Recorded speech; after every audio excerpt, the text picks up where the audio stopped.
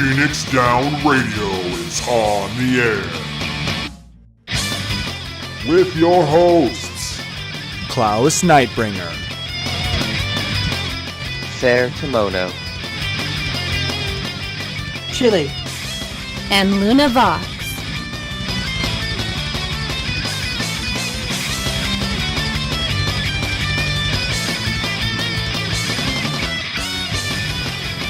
Welcome everybody to Phoenix Down Radio, episode number 88. How's everybody doing tonight?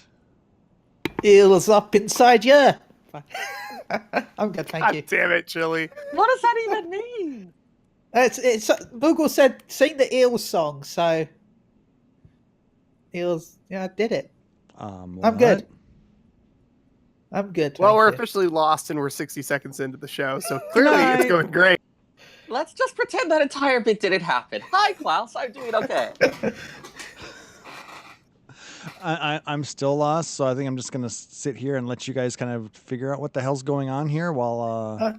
Sweet. Doesn't mean I can take assuming control. No. So, Seyrr, how are you doing? Pretty decently. I remembered to hydrate today, so that was good. I have been kind of bad with taking care of myself the past few days. And Klauss, how are you doing right now, today? Leave me alone. I'm farming in Defu. Okay, good. So our special guest, Taliz, my great friend, how are you doing? I have had a week, but everything is going well now. Wait, you and had it a is week, so it went from Monday to Sunday. Yes. Actually, it went from Saturday or from Sunday to Saturday. Right. It could have gone from Wednesday to Tuesday. But Yeah, it's it could have Saturday gone from right Thursday now. to Thursday. But it's Saturday now. But it's Sunday. If you're watching us live at twitch.tv/PhoenixDownRadio, that is.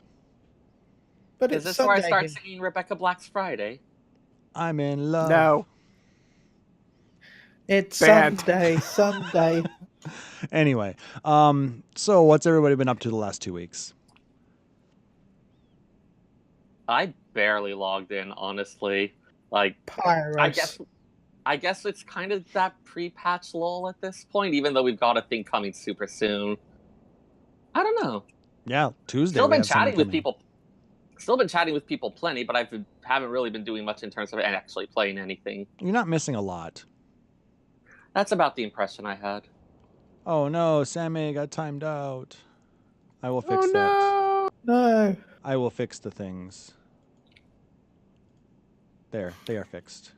Yay, thank you. I've been leveling my gatherers and crafters, which I never bothered to because I have nothing else to do. I mean, it's never a bad idea to have your crafters and gatherers ready to go at least the level cap, so that when you're going into the expansion, you'll still be able to repair all of your gear. That's pretty much the reason why I'm doing it. Yeah. Plus, you can make some money. That you can So much money. that Oh my you can god. sit and not and hold on to and not having to spend it on because there's no housing left on the server. Just to pick an example out of the air. Well, I mean, we probably will get more housing, but it hasn't been confirmed yet. We'll have to wait till Tokyo. 6.0. I mean, they did talk about the whole Ishgard housing thing. I mean, that's something that we've kind of speculated that we're going to be getting. They explicitly said that. They've said But we're that's going to the get it thing. several times.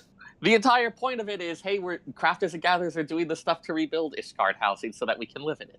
No, they said we're going to rebuild Ishgard. They never specified that we're going to They actually mentioned get housing. housing. They said housing. Yeah, I don't I recall got them saying housing out of it. actual housing. they did. I mean, don't get me wrong. Either I'd way, like to see we it. will know in about a month and a half after the Tokyo FanFest. True. Yeah. It- Well, no, because they said it's going to last the entire. Yes, Scar. Expansion. I agree So- with you. They quote unquote strongly hinted at housing. Never if we're going to get explicitly housing, said. we're not going to get it till 5.5 at the earliest, I'd say. I'd say 5.3. I don't I know. don't know. That seems too soon. Well, either that or they'll give us an expansion of the wards. Yeah, I think we're going to get more housing, but I don't think we're going to get Ishgard housing to the end of the expansion. We'll see. Yeah. Maybe we'll get housing in Garlemald. Maybe we'll get housing in the special area later on with the special houses. Oh yeah, those houses. And your We'll get to mention that special later. eyes. They're We'll get so to mention dead. those later. Anything else exciting happen with you guys? Well, I've got to halfway through the final fight of Omega now. Cool. We've seen all the mechanics. I hate Hello World, by the way. Hello World makes me cry inside. They But actually we made got that a to- thing? Yeah. That's hilarious. Hello World Phase 1 and Hello World Phase 2. Wait, what is this? It hits really, really hard. Yeah, Final Omega. He does Hello World. He actually has an attack called Hello World. Yeah. You do That's understand the beautiful. significance of that, don't you, Chille? Absolutely. Oh, yeah. No? Seyrr, I know you do. It's a programming joke. Oh, yeah. Yeah. It's like the Okay. first program that everyone writes. Go to 10, Yeah. Hello World. Oh, yeah. I Oh got my that. I God, thought maybe there you're was 7. Statements. You can get forked. Well, fork No, I you. was thinking maybe there was like an Omega attack that I didn't know about. Ah. Yeah. No, it's a beautiful little programming joke that they put in Yeah. there. Love it. But it has multiple mechanics, and one of them involves Allergen Rot. So, yay. Yay. Hot potato. Anyway, I've been enjoying that so far. And what else? Oh, yeah. I got through Pagos and Pyro since the last patch. This is the last FanFest. I mean, podcast. You poor bastard. So I You finished did both? Pagos and Pyros. Yeah. So he's all ready for Tuesday. Well, I'd almost finished Pagos in the last podcast, but I just needed some more crystals. So, But still, you poor bastard. and I got my weapon to, I think it is 350 crit, 250 skill speed, and 200 direct hit rate. So, naked parties for the win. He's been doing reflect parties. Yeah. What's What's that? I was just gonna say I still haven't gotten a logogram for reflect yet because you either have to get them very early on when you enter Pyros, or you have to farm specific mobs for them or get them in chests. So it's a lot of RNG. I just bought them. Or you buy them and hope that you draw one. You need to craft it from Protect, Wisdom of Ordained, and Shell. You'll actually get a load of fundamental logos from doing the farm. So once you've actually bought a few of the fundamentals, you'll actually restock your Protects from that. Then all you have to do is buy the Curative, which is pretty cheap on my server. The only thing that's expensive is Migrative, which is the Shell, which is like 30k on Ultros. Yeah, the mitigate. But there's only two logograms in that one, so you got 1 in 2 chance. Which it seems to skew to the other one for me because I don't think I've gotten a shell. Yeah, because it's stone skin or shell. I generally get stone skin. Yeah. Womp womp. So yeah, once you get all 3 of those, then I made a lot. I spent like 300k, but I got 109 fundamentals back. So Okay. I've made about 3 million gil from Pyros. Dang, that's really nice. Yeah. I made 12 million because I sold my first mount. I haven't had a mount drop yet, so I did lots of bunny farming, so yeah. I actually. In fact, Go ahead. That's included me spending 2 million though. Overall, I've made 5 million. Very nice. So for me, I have been logging into the game. You've probably seen me streaming quite a bit here on the Twitch channel. I've also been trying to farm a little bit in Defu because we have the special anniversary events going on right now. I want to make sure to get all the stuff in that. Oh yeah, I've been getting a ton out of that too. Good times. And Talon Good with show. the sub. Good people. Ooh, Thank you very much. Hey, thank you, Talon. Welcome. and it's a tier 2 sub. Tier Been 2 sub for subscribed 5 months. So we always appreciate that. Thank you so much. Um, But it says good people. That's a lie. well, I'd say You might be talking about the ones we have in our basements. Hmm. I mean, Maybe. my lawyer has They seem advised like me good not to people. look any further on this topic. I would say we're at least neutral. Mostly I don't know, chaotic. Malala I think all four of us combined are neutral. Yeah. I'm willing to agree with that. Exactly, Scar. Chaotic, neutral. Yeah, I think the listeners, I would say, are good. The hosts, Listeners are good boys. we Well know, intentioned. we know Seyrr is lawful evil. What? Taliz, Sarah, you're I lawful objected from evil the because I'm chaotic good. That's why I'm saying we're neutral. I'm a Lalafell, so I have to be evil by nature. yeah, for some reason. that's a true evil right there.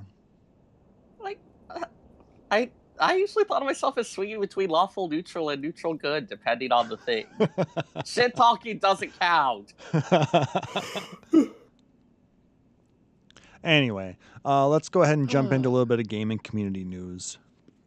It was just recently announced that the Final Fantasy 15 episode art and prologue is going to premiere at KatsuCon in DC next weekend, February 16th. For those of you who don't know what that is, it's basically the anime that talks about Arden's past and why he is the way he is. As we I thought it was a DLC. no, this is the precursor to the DLC. Okay. This is the story bit. You know, kind of like when they had Brotherhood. Oh yeah. This is kind of like a small anime for that. Yeah. So I'm going to be showing that off at KatsuCon. So if you're in that area or attending, go check it out and let us know how it is. And it's going to be released then to the general public shortly after then, I believe. If you guys have been checking out the Square Enix store, which a lot of people have for obvious reasons, we'll talk about that in a little bit. There's a lot of new pre-orders up there. Obviously, the big one would be Shadowbringers. Pre-orders started on the 6th, and all of the physical CEs are already on waiting list. I pre-ordered mine. I did too. I want the playing cards. $200 That's all, yeah, playing all I cards, huh? want. Yeah. I don't want the statue. I don't want the art book. I want the playing cards. Those Are look the playing badass. cards really worth that much? They are to me. Like, I have to be honest with myself. Like, I was cleaning out a bunch of things. Donated like 4 or 5 boxes of books to people, and I'm going to be working on my clothes next. But it's like all those collector's items things, they're neat, and I look at them for a bit, and then they get put up somewhere, and I never touch them again. I don't like. There's the initial rush of joy from them, and then, For me, it's just I just want the collection. I've got the 1.0 collector's edition. I've got the 2.0 collector's edition. I've got the 3.0 and the 4.0. I know that if I don't buy the 5.0, I'll just be annoyed. I mean, I have everything but the 2.0, but because like I said, when I came into it, I got in for free because I had the 1.0. Right. Oh yeah, see, I'd already paid for the 2.0, and then Square Enix sent out the email saying, if you own 1.0, you get 2.0 for free. Yay. I think I did for the collector's edition items back then, but yeah, I don't know. Do you still drink out of your 1.0 coffee flask? I didn't even know that was a coffee flask. We didn't get a coffee flask in ours. Yeah. We got that weird metal thing. Yeah, we didn't get that Didn't get in the one in the US. You didn't get the tumbler. No. Nope. We got a we got a book. We got a book as well. A blank book. We got that. We got a tumbler, a bank book, a map, and a key code thing. We didn't get the map either. Really? Yeah. Wow. Granted, our collector's edition was only $80. Ours was 1.0 wasn't that expensive. Yeah, and it kind of just skyrocketed from there. I mean, look at now, $200. Holy shit. Yeah, Well, but I mean, these- I don't like owning stuff because I move all the time and I travel a lot, so I don't bother with stuff. So I just got the digital one. It was $65, and I get all the stuff that I wanted. Yeah, I was That's contemplating about the that. boat I'm in. I don't have space for that stuff. It just go up in a closet somewhere. Well, see, for me, So it's you all didn't get- behind me. Didn't you get an electronic code thing as well to link your accounts? That we did, yeah, but I used my Okay, one good. from 11. Okay. And not, I think my 11 one still works, but it's no longer active because I had to disable it so I could go with the digital one. Oh yeah, the physical collection is on the waiting list now, Talon. I don't know if that's the same in Europe, but it is in North America. Don't worry, they'll have more. Look at the fact that Shadowbringers was on sale for the longest time. Yeah, I'm sure there's going to be more. I mean, and yeah, you can still buy the Shadowbringers physical CE right now. So I'm assuming they only have a certain number of the statues on, pre-order from their manufacturer. Yeah, so they just gets made later on. they want to gauge the demand for the product, and if they need more, they'll just tell the manufacturer, "Hey, make more of these." Yeah, it was £185 for me. Plus shipping. Right? Yeah. It ended up being $212, something like that for us with shipping. So anyway, so that's up there. There's a whole bunch of new Final Fantasy plushies. I thought these were kind of cool. They have black or white autograph chocobo plushies. It's in the shape of a chocobo, but it has no details. It's meant to be brought to things like FanFest, Distant Worlds, different things like that, and get autographs on it. Yeah, I think that's kind of neat. I've still never met any of them really at an event. But I think it's cool that they're creating merch that's specifically unique. It isn't just an autograph board or something, but you can take it to things like KupoCon or New World or Distant Worlds or FanFest and get autographs from things that are Final Fantasy related that mean something to you specifically. Yep, and then you can set it up on your shelf with your other plushies, and you got all your autographs there. And I think that's kind of neat. I just wish it was ready and available for when I was going to Distant Worlds here at beginning of next month, but unfortunately it won't be shipping then. Aside from that, they also have a Chocobo eyeglass stand plush. It's a little Chocobo with its wings up, and it'll hold your glasses on its head. It's absolutely adorable. If you guys haven't seen it, you need to go out there. Adorable, and at the same time, I feel a little bit like are you just looking for things to put merch on? Domo arigato, Seyrr Roboto. Yeah, Seyrr, you went full robot for a second. Oh, that was weird. I completely forgot what I was going to say. The Matrix glitch. Stuff that you put more stuff on top of. Yeah.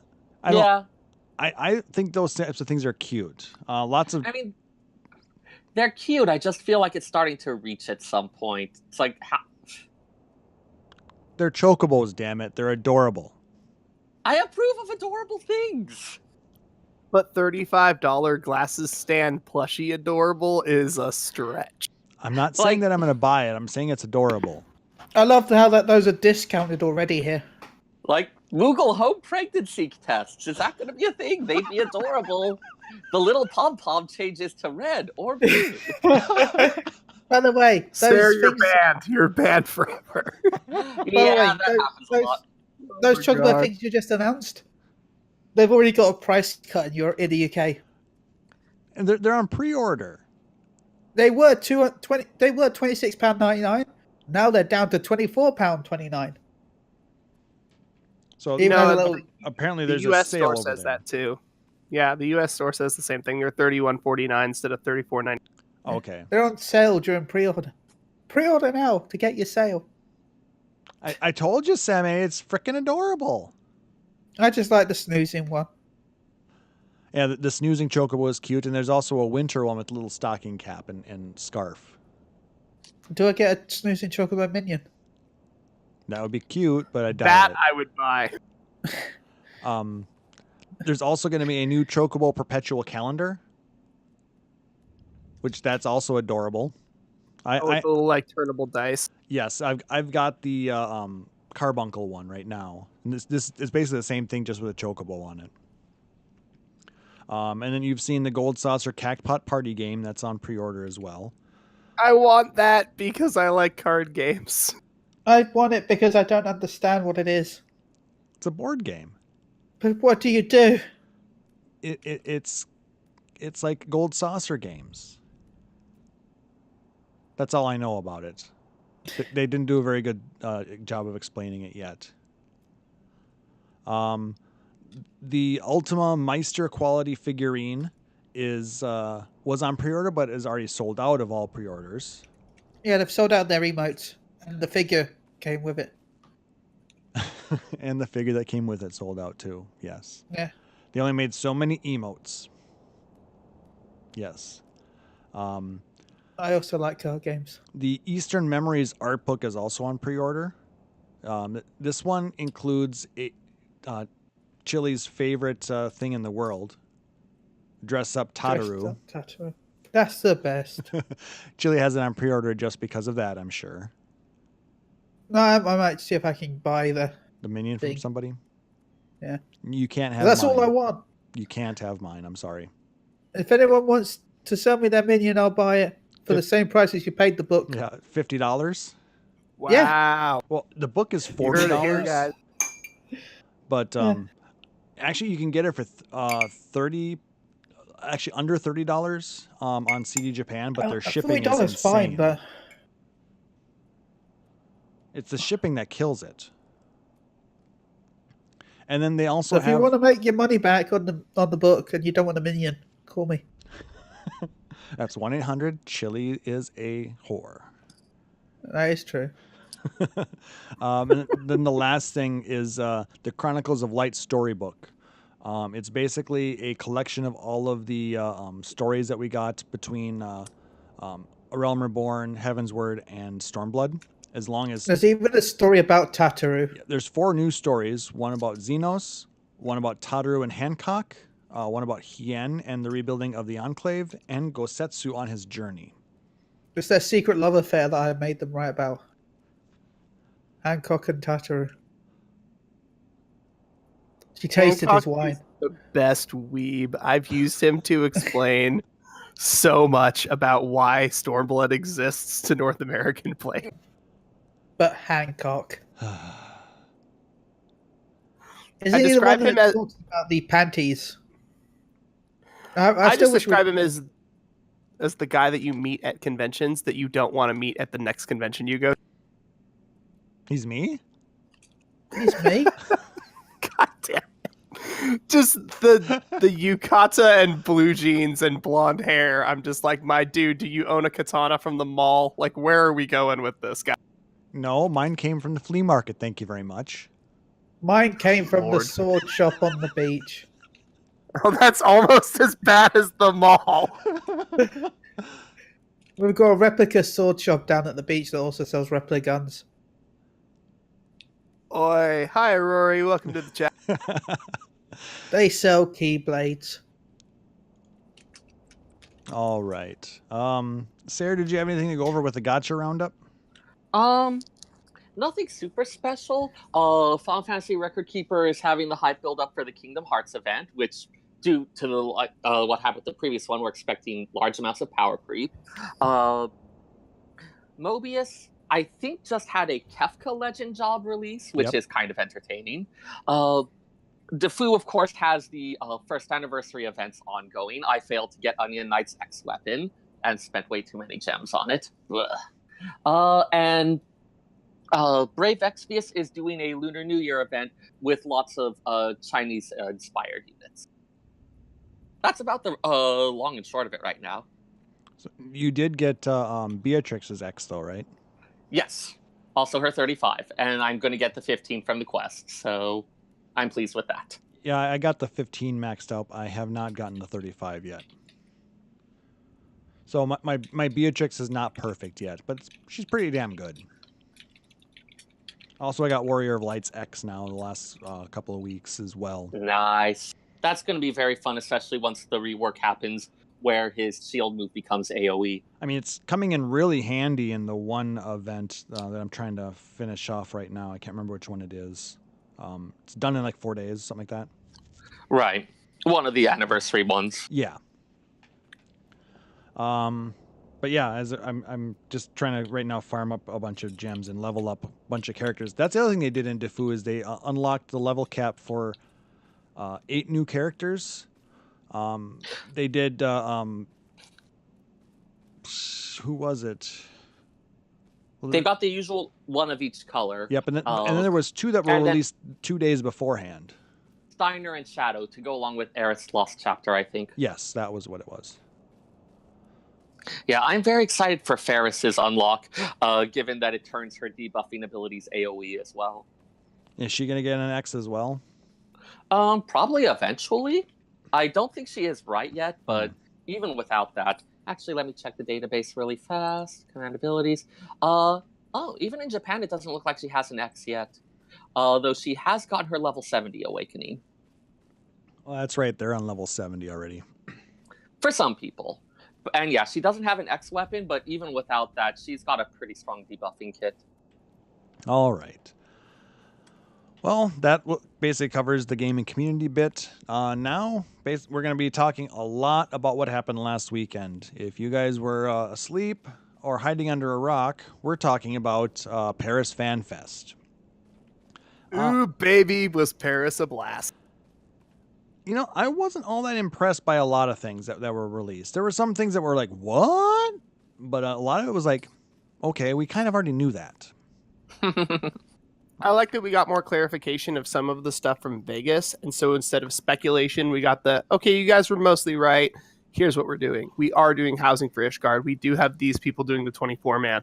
Like, we got confirmation and just like a second piece of information for a lot of the stuff we weren't 100%.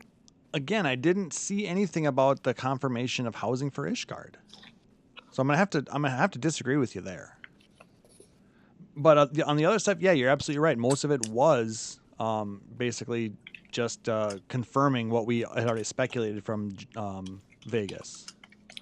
For instance, the first thing that we got, and I want to thank Gamer Escape and Nova Crystallis for the summaries of the keynote as well as the live letter. I'm going to go ahead and copy and paste these into the chat. We'll also be putting those into the show notes for those of you listening out on the podcast, so you guys can follow along if you're interested. Let me get the Nova Crystallis one here. Copy. Come on, mouse, work for me here. That's what happens when we do it live, people. All right, so the first thing we got was an extended trailer. So we saw a lot of what we saw in the first one, but we saw some familiar faces in unfamiliar job gear. Urianger was an astrologian, and talking with Matoya, who was Ishtola. I refer to her as Matoya. What that actually means is still under heavy debate. Dressed as a black mage. Well, kind of like a black mage. Oh, she was dressed like a black mage. No, So Yoshi-P kept saying that it looks like a black mage. So, actually, I do want to note on that, talking with a friend, we are going with the Heavenly Canon head canon of referring to that as witch, given the whole Matoya tie-in, that they've often had witch as kind of this magic thing in a lot of the games. So for the moment, since he said since he did hint that she looks like a black mage, Spender and I are calling it witch. And I encourage others to do the same. Taliz? Because she isn't a black mage. Taliz? Why are you stripping on stream? Oh, hey, hang on. One singular sensation in every single step he takes. Anyway, God damn it. Say stripping on stream. Chille. Anyway. Space.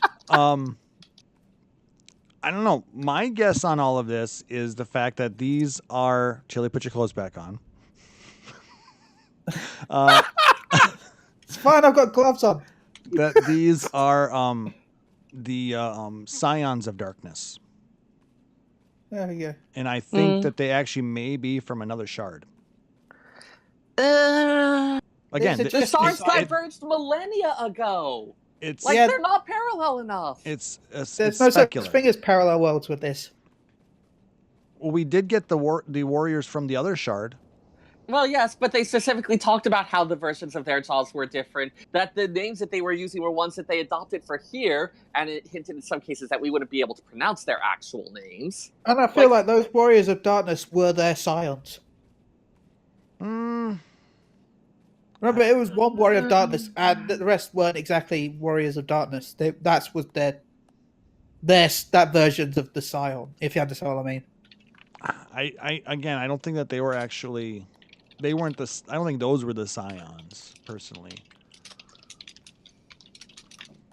We do have a lot of information that we did get, like, okay, these people are here, they're alive, they're active in the story, but, I mean, FanCred is how many jobs now? And we've got Y'shtola that's possibly 2 jobs, like, so everybody's kind of switching around, but we also have to look at Alice, who's been multiple jobs as well, so that's not a new thing for any of the Scions. Yeah, Every Scion can change jobs. The other thing that was pointed out is given Urianger's history with like a lot of the predictive stuff, a lot of the like Astrologian feels kind of on the nose for him. But I mean, how cool would it be if they actually were like dark versions of the Scions? That feels overplayed to me. Yeah, it feels way too cheap. You don't think it would be kind of cool? Yeah, Nope. plus it wouldn't make sense with what Y'shtola said, well, Matoya said about their old friend coming back. My theory on the old friend coming back is the fact that you were the Warrior of Light, so you were helping the Scions, but now they become the Warrior of Darkness.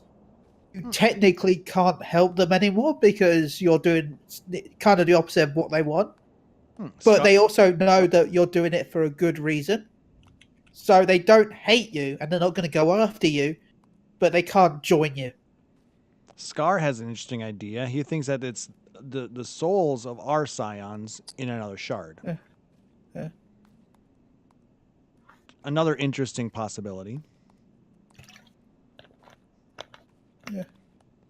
I don't know. Like I said, just we don't exactly know what's going on yet. It's interesting to do, just to to guess what it might be, see who's the closest, and I don't know. Talk about it a little bit. Later on in the trailer, we saw FanCred again, showing off a little bit more of what the new job can do. Who explains that he is actually protecting Menphilia. I'm shocked. Shocked, I tell you. So yeah, we basically got confirmation that is no. a young Menphilia. Yeah. They brought back the dead character. Well, she wasn't dead, She's was not she? quite dead yet. Well, she never was dead. Nope.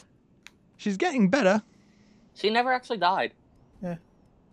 It's a Square Enix game. Very few people actually die, but Yeah. outside of meta context, I get what you're saying. Yeah. And I see Chille drop something in the chat. So if somebody wants to be careful and pick it up, and to let us know that you've picked it up, somebody can walk away with a wind-up cloud minion. So let us know when you've gone ahead and used that, guys. So yeah, new job was confirmed as Gunbreaker, a new tank job. How shocked are you? 0%. Such twists. Right? Yeah. 0%. I mean, I really could have seen, that type of job going as a DPS, but the fact that we have so many DPS and only 3 tanks and 3 healers. Well, it would have made sense as a DPS anyway, because technically we only have 2 physical ranged.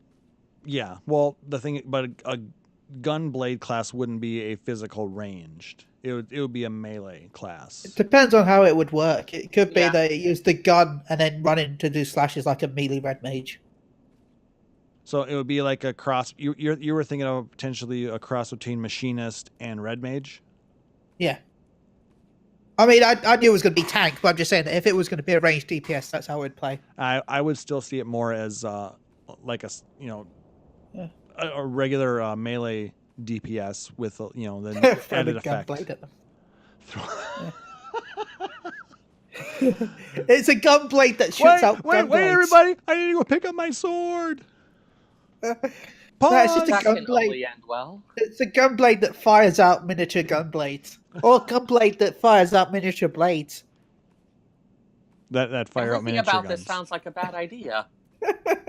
So look forward to it. No, It got confirmed as a healer. Remember? That I'm troll? gonna heal you by slashing you. I mean, you That can't. was pretty funny. I mean, to be fair, you're not going to be in pain if you're dead.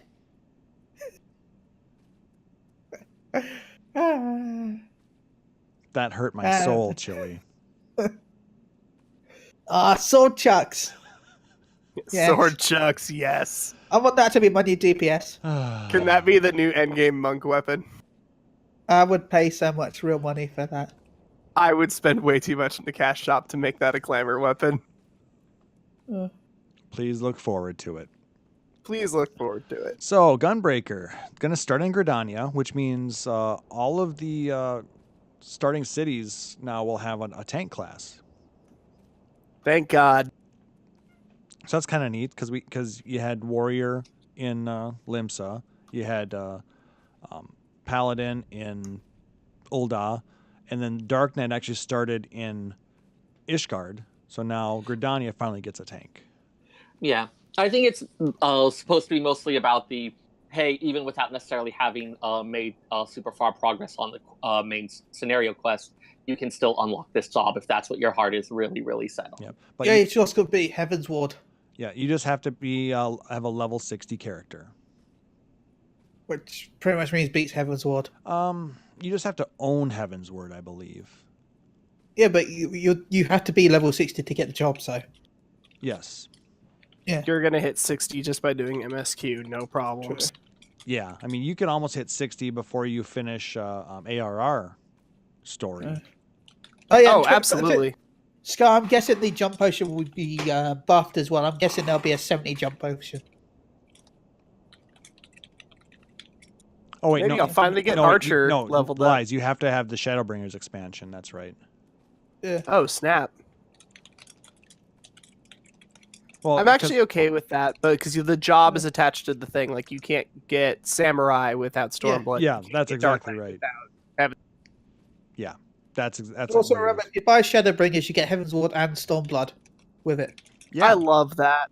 Yeah. Yep. And what's really cool is if you have Twitch Prime right now, they're giving away a free copy of the Starter Edition, which is basically ARR. Yeah. And if you know anybody who needs a copy, let me know. I have one to give away. Because I don't need mine. I kind of Yeah, he already wants have Everybody it. his post your refer friend. recruit a friend code in the chat. Yeah, I can say that's what Klauss really wants.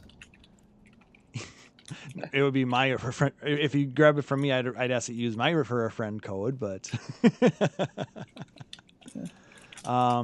but yeah, yeah, for basically you would get the base game for free, which includes 30 days of subscription as well, and then you could then get the expansion for $60 if you want to get the collector's edition, or just get regular Stormbringers for $40, and you've got everything then. So $40 gets you the entire game at that point. So That's really, really good. yeah. Plus, you'd have to pay for a couple of months of sub, but that's not so bad.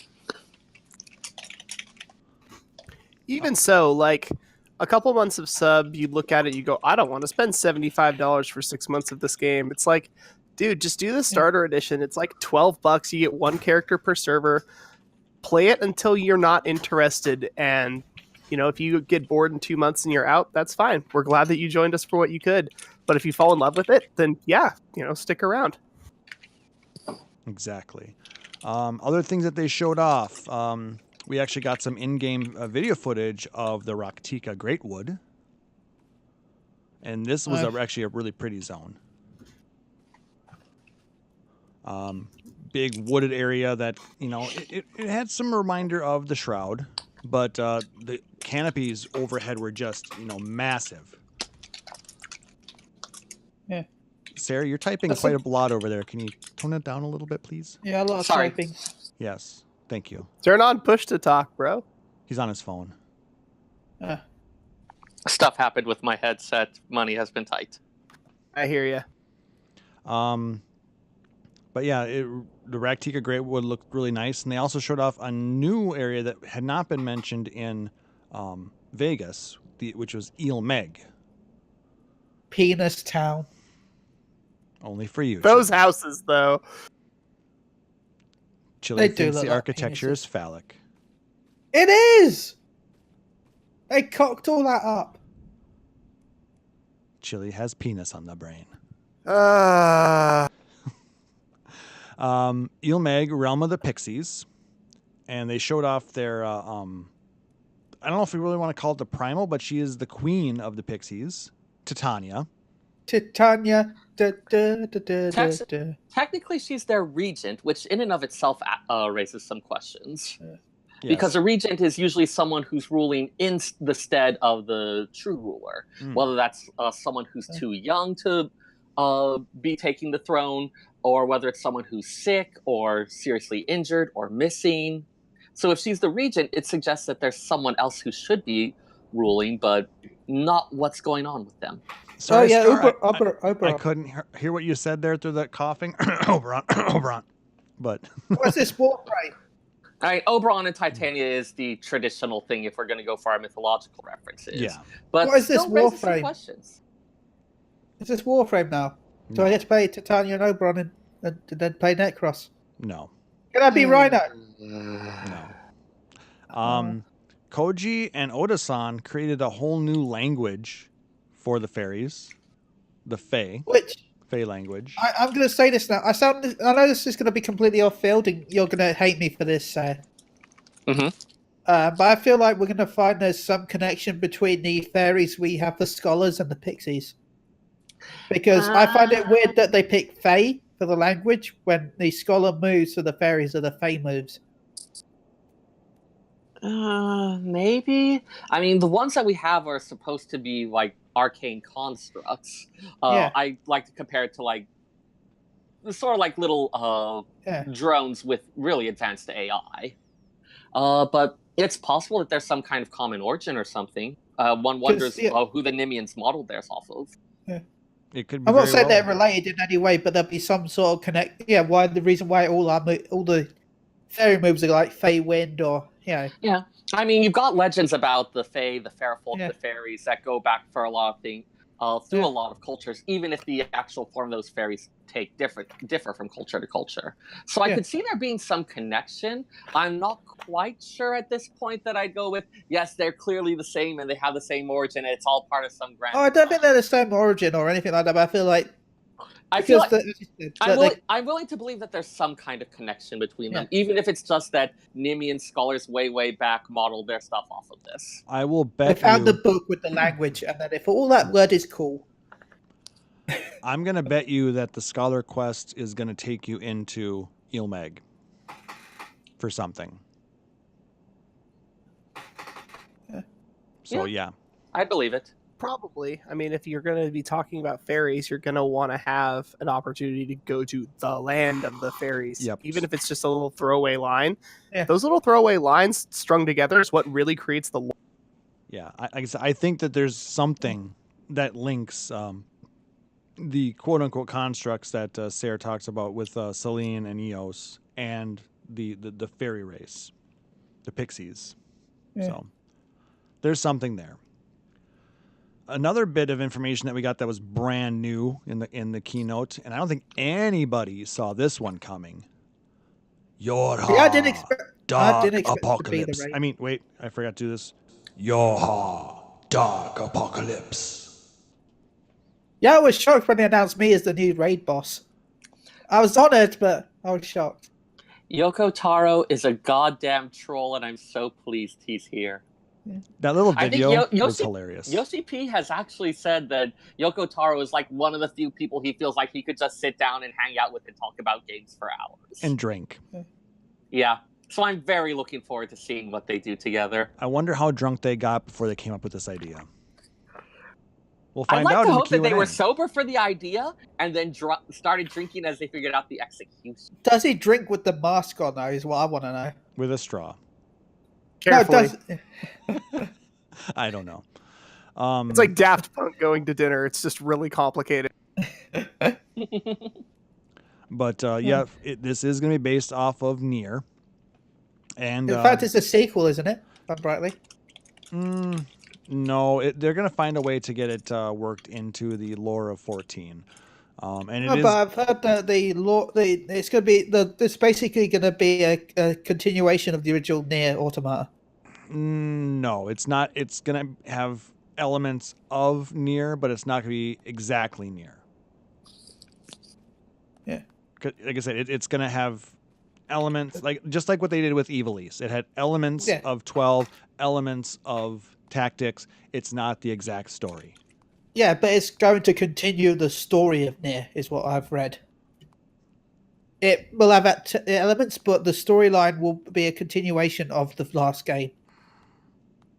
So It's gonna be lost on a lot of people then, myself I mean, included. if it's going to be proper Yoko Taro style, we're going to need at least 2 stage plays mixed in there somewhere to give us backstory and then like follow up. yeah. Why do I love feel that. like we're going to be on the stage dodging AoEs, and that's going to be the stage play? Yeah, So, elegance. Moose was actually having very horrified theorizing, given what they've done, what has been done in previous Drakengard games and the like. He wondered if the whole rhythm game sequence from the Starlight Celebration was a test. I wouldn't be surprised. Oh, Well, we everyone had it- loves the rhythm, don't they? Well, we had it in Suzaku before we had it in the holiday event. Yeah, but it Well, wasn't yeah. exactly the same. No, Yeah, the Suzaku one was, hey, you're still moving around the floor. It's kind of like dodging AoEs and stuff like that. This No. was full-on rhythm no, game. there was the direction when we had to face the right directions. But it's still within the context of the game we're used to playing. It's not, we are going to full-on change the interface. Yeah, it didn't like have a whole new HUD where you got to Okay, move the little arrow and press the buttons. okay, fine. Instead, we Like, just got mini DDR. Probably that's not going to happen, but you can't rule it out. I mean, Okay. we had the boss where we lose control and you get sniped and you got to show it the hole. Show it your hole. Yeah, they've been more and more willing to play around with a lot of this interface stuff. So who knows? All right. And yes, this is going to be created by guest creators Yosuke Saito and Yoko Taro. So Good times. they confirmed the new race. It is Vianga. Yay! Everyone can be So so happy. excited! You know they couldn't pass up an opportunity to use that image one more time. I can't wait to be a male Viagra. That's a Your sentence pronunciation happened. is your pronunciation is straying in directions I don't like. Everybody else loves it. What are you talking about? No, Bunny Race is confirmed. We are getting Viera. They showed off in-game footage of Viera females. And only females. And of course, everyone went insane again. Yay, Fran's booty's on the screen again. I have no problem with that. They also did confirm in one of the panels at FanFest that there's going to be a flop-eared version. So, I like lop-eared bunnies better. They're so cute. all right. Then they went in and showed off the collector's edition, which, like I said, physical edition, $200, currently on a waiting list for PC, PS4, and Steam. And for those of you who may not be familiar with what the physical edition includes, there's going to be a Dark Knight figurine, a set of playing cards with artwork on each card, a small art book like they've included in the last few collector's editions, a big sticker, and the artwork on the box. Hey, did I go back in time? Are we talking about the collector's edition again? Well, because that's what they talked about next in the keynote. Okay, good. I was just making sure I hadn't time traveled again. You are a Time Lord, aren't you? Chille's new doctor confirmed. I better plots than last season. For those who didn't want to get the physical edition, you can pre-order the digital edition for $60. And that's going to give you access to the Revolver Gunblade Glamour, a wind-up Fran Minion, and a Grani mount. Now, that was kind of an interesting looking mount. I at first thought it was going to be the tank-specific mount for Gunbreaker. Yeah, I thought it'd be the achievement mount. But no, this is what we get for getting this collector's edition. Oh, hopefully we get the Ballad Garden for the tank-specific mount.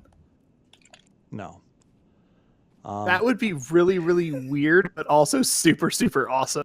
You're gonna get the. I want like a mini version because like the actual guard would be a nightmare. Yeah, just full size. So like, Sid's Ironwork group had found weird art for an old school, and has decided to make it miniaturized for you to ride around. Nope, you're gonna get Norg's capsule. Oh, that'll do.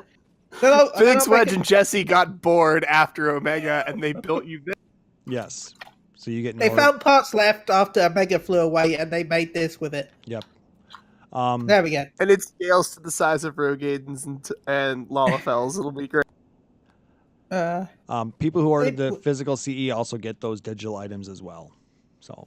There is an exclusive thing that I haven't announced on this that I can announce. I'll announce here. If you pre-ordered the digital PS4, it looks like you'll get a free theme and a set of avatars. So, yeah. I will let you know how that goes in a couple of weeks. Basically it's a load of minions that run around like the last one. So, that'll be cool.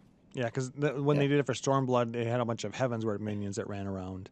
And in this case, it's but there was a couple of Stormblood minions as well, like the Namazu and something else. Yeah. That weren't even officially announced yet. They were like secret things. Your secret things. Also remember that if you pre-order now, you'll get your rewards on March 1st. Well, the codes for Mog Station don't work. Actually, that's incorrect. They do work. You need to put them in the proper area. Okay, because you said yours didn't work. Because I was putting in the wrong area. There is a pre-order section that you need to put your code into, and then you will get access to the Gremlin Minion and the Aetheryte Earring. Both on March 1st. I don't know if we're going to get the Gremlin Minion on March 1st, but we will get the Aetheryte Earring. Yeah, you'll get the Aetheryte. I don't know. It'd be weird if they don't get both. Maybe. I would actually say that they'd probably hold back on the Minion until early access. Maybe. They probably will, but it would just feel weird. Oh, Klauss was just putting in the wrong area. You don't want to put in the wrong area, Klauss. They'll get mad. At least give them warning before you put in the wrong area. Speaking of launch, like we said, the launch date was also announced July 2nd. So just before the 4th of July. And then we get early access on June 28th. So who's going to be taking that whole weekend off? Oh, this guy right here. Definitely 100%. Oh, okay. Yeah, I'm trying to decide if we're going to podcast that weekend or not. I had to Google because I was making sure it was a holiday. It's not a holiday here. It's Independence Day. Yeah, for the that US. Time when Will Smith saved you from aliens. Yes. Good old Will Smith. And Scar's already set from 6/28 to 7/7. I don't have that much time off to take, so. Nice. Well, I'll be technically working, so. By playing the game. Yep, that's how I'll be working. It looks like Timothy Nunes will be reviewing it, so. Tim? Why not you? Yeah, Tim. Because I said, Tim, why don't you review it? He wants to get back in the game, but he's had no desire, so. Okay, that's nice of you, man. I will be helping a lot.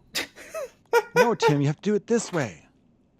And yes, we actually do have a podcast scheduled for the weekend of early access, so we'll see what we do with that. We'll record the podcast. Yeah, while we're playing. The podcast will be just us playing and going neener, neener, neener, everyone without early access. That'll go over That's so mean! Well, you know... No, come on. Everyone... I don't know why it's called early access. Who isn't going to pre-order it that plays the game? Really? Who? It's just access. Yeah. I mean, it will be spoiler-free, though. What we talk about will be spoiler-free. Initial impressions, we'll be talking about Railbahn Gate 2019. I don't think we'll have that issue. My general impression has been that they don't make the same mistake twice. They might make a new mistake, but not the same mistake. Yeah. Yeah, we'll figure. Well, Yeah. I'm trying to think. Was there something in Heavensward that held us back? Well, no, it was the instant zones were kind of a mess for a while. Yeah. But then they did those a bit better when Stormblood came out, I believe. And then, like I said, Raubon and Pippin held us up.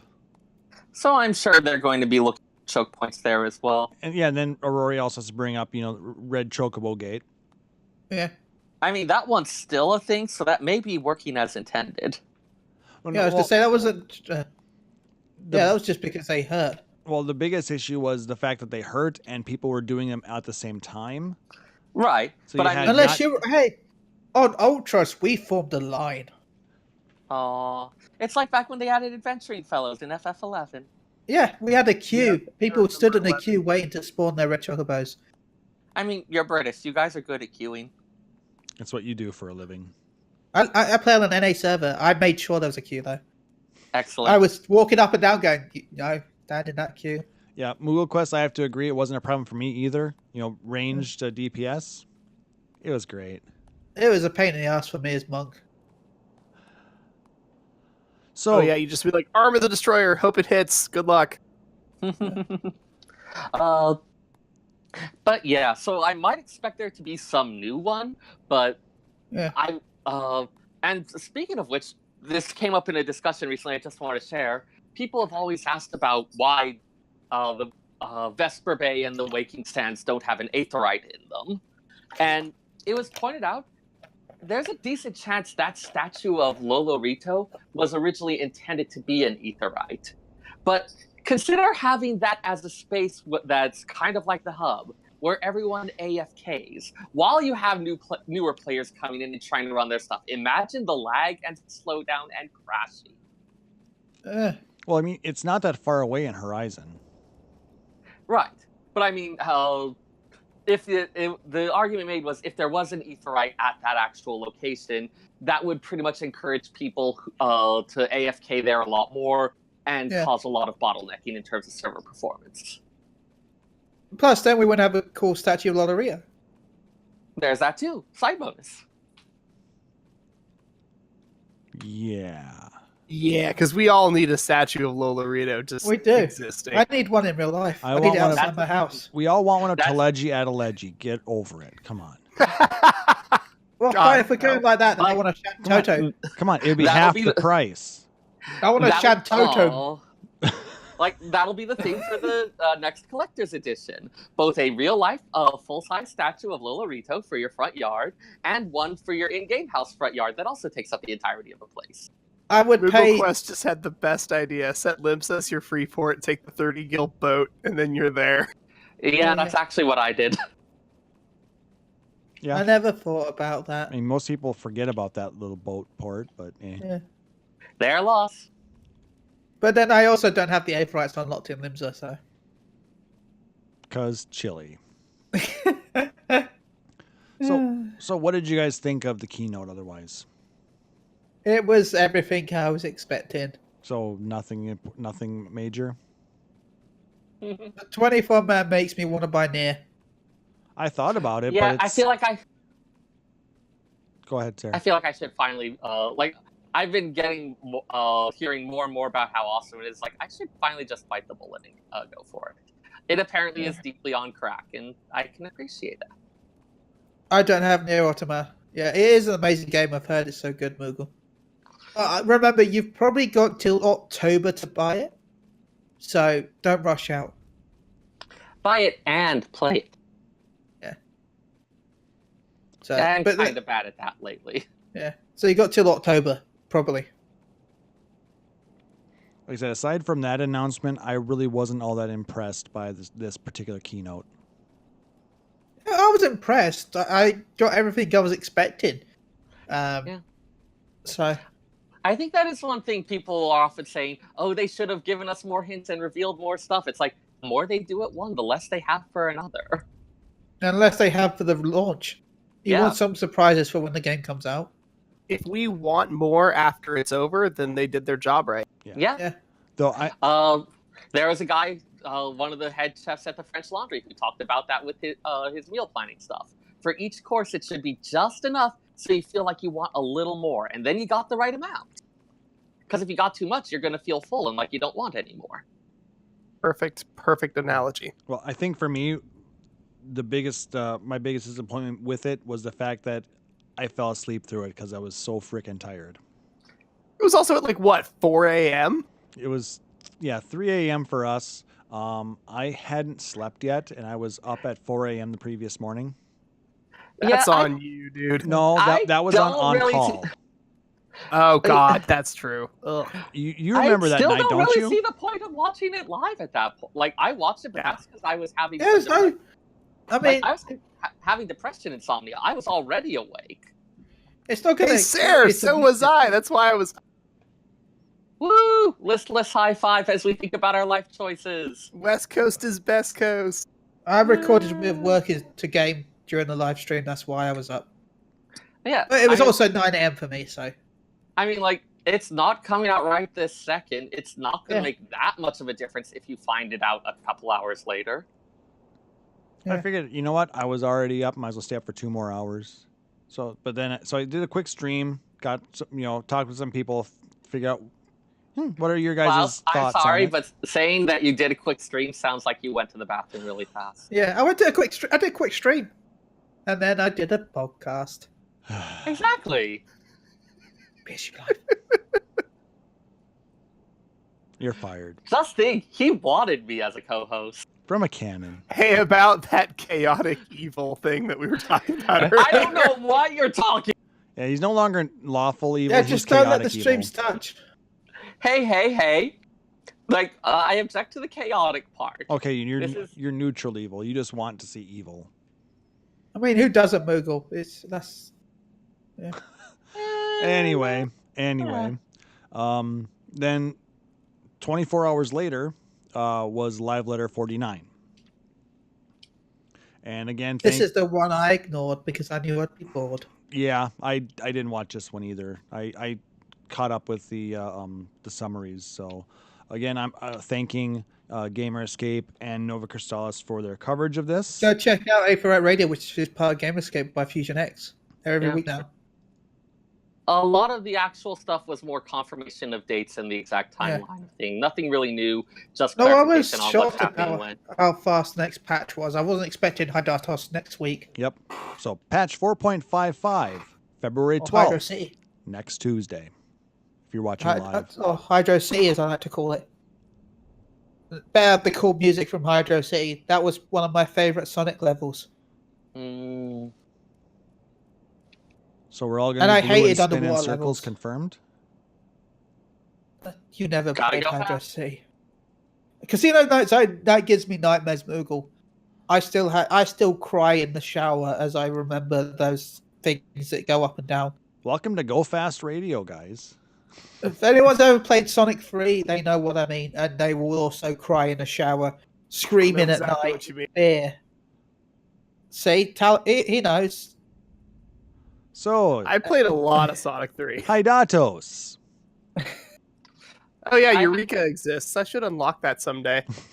It sure does. When they showed the clip of it, one thing that hadn't been apparent from a lot of the pictures and the like is watching the water flowing upwards into the sky. Like, as they were just walking around, that one little detail being off, it just felt so wrong. It was like subtly unsettling. Gotta love those Which I water think is rises, huh? They're not waterfalls, they're water rises. Them some awkward golden showers. Oh. Chille is banned. Yay. See you guys next week. So they talked about what the public dungeon is going to be. The Baldasian Arsenal. Which, given the Final Fantasy V references, having a building with sealed up weaponry and whatnot inside, kind of perfect there. You're going to have up to 56 players in there. You are not going to be able to revive in the dungeon. That's a lie. You can revive. You just can't revive with certain actions.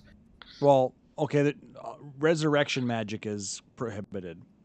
I'm going to guess that Logos Rays will be allowed, and Phoenix Downs probably also. But And it will be something where there's a lot of limitations on it. Yeah, The you wouldn't be 56 able to- number is kind of interesting, actually. Well, it's half Yeah. of 144. No, it Or isn't. isn't? No, it's Half not. of 144 is 72. Yeah. Yeah. So 56 is an odd number. Yeah, It's- it's an even it's- number, but it's, it's- 7 groups of 8, which Yeah. is Odd. it's like normally you're seeing something where it's a power of 2 Yeah. or something where you've got like the power of 3 multiple- will set us free. Yeah. But something like that. So having it as 7 groups is a little weird. I don't know if there's a technical reason for that or if there's some thing in terms of the design, but that just with how I am seeing powers of 2 or powers of 2 with some 3s multiplied in, that leapt out at me instantly. And I'm really curious what's going on with that. Seyrr, Roboto. Yeah. Check your phone connection. By the way, Scott, I agree. It might have something to like Powers of the Dead and Heaven on High, where you'll have a resurrection. A resurrection, not Karen? Tom, but you know the like those little things you click. The Cairn. Yeah. I thought you said camp. Sorry. Nope, Cairn. Yeah. Um, But hey, at least we'll get to fight our favorite villain. Oh yeah, they did show Absolute Virtue. They sure did, and now I'm going to go and cry. So do you think we're gonna have like Jailer of Love and all that other stuff? Well, they too? mentioned all the. I mentioned most of the stuff before that, didn't they? Like you need truth, you need persistence, you need all that lot. That's what some of the words they used when announcing him. So we're gonna need pop items to open this up. Or maybe not pop items, but there'll be something reminiscent of. Given that a lot of the other stuff has been reminiscent of old FF11 stuff, wouldn't be surprising. They did say it's going to require a lot of teamwork and coordination to unlock this area. well, you got to remember, Eureka already has Yeah. fates with NMs, so Yeah. it wouldn't be surprising that if there's some of the NMs in the fates were references to the absolute virtue. You got to Yep. kill those to do something to do those And weird laser things. you also have to have finished the storyline. Yes, could you be? It's an instance within an instance. It's No. basically emergency missions. It's not an instance because it's public and it's going to be open within but with the whole an thing. It's not like the instance, emergency mission. It's a separated area. It's an instance though, Is it- because is the it fact an that instance? well, you can only have 56 people in there, and you've got more than 56 people in Eureka. That's Remember, you got 124 in Eureka. Okay. I thought maybe it was when they say public dungeon, I'm thinking more like Shapoche. No, because you've got 56 people that can go in the dungeon, but you've got 124 people in your Eureka zone. Is it So- 144, right? 144. 144, that's it, yeah. But still, that's more than 56. So technically, it's an instance. So So I thought it was going to be in the same instance server, but it only allows so many people to pass the gate. I don't think we actually know at this point. Yeah, I mean that was my assumption of it. but there'll be a Well, cap you on know how what many they- people that can get in. So that's what I'm talking. Yeah, it's not an instance, but it kind of is. Because you still, if you're not in that 56, you're not getting in. Yeah. And you know what they say about assuming, Klauss? What they say Makes about an ass out of it. assumptions, but that's about a you and umption. Nope. Yep, that's what may happen when we make an assumption. Yeah, I was going for a joke, and then you overrode it with your own. Yep, Punk. because it's funnier. Anyway, You did not. You did we're not. also getting a new Rival Wings map. We're getting the Hidden Gorge. Lots of gobbies. By the way, we forgot to mention something about Eureka. we don't care about Eureka. Does No. anybody play Rival Wings at all? I'm going Look, to I try just- the new map. Look, I just want to finish just the fact that you don't. By the way, you do not need to enter the dungeon to finish your weapon. It's for those that are worried that you have to do the hard dungeon to get the weapon. You do not need to do the dungeon No. for your relic weapon. No, that is just for more things to do within Eureka. Yeah, we don't know what it is yet. I'm gonna guess it might be the armor. Yeah, probably. Or some other Anyway. cool stuff. Maybe Now we'll we get can the go Earth back to Bell. rival Bings. Did you call it rival beings? Yeah, rival Bings. Yeah, I'm okay with that. because it's out there and nobody utilizes it. Ouch. Could you be more useful? No, PvP in this game is not good. Hey, I like the look of this Rival Wings, if I'm honest. I like the idea of the choo-choo trains and the Goblin mercenaries. Yes, I think that's cool. Kujabi, if you want to try Rival Wings, check the Party Finder. There's a primal group every Friday and so Saturday often. night. Friday, and they're doing it right now, I think.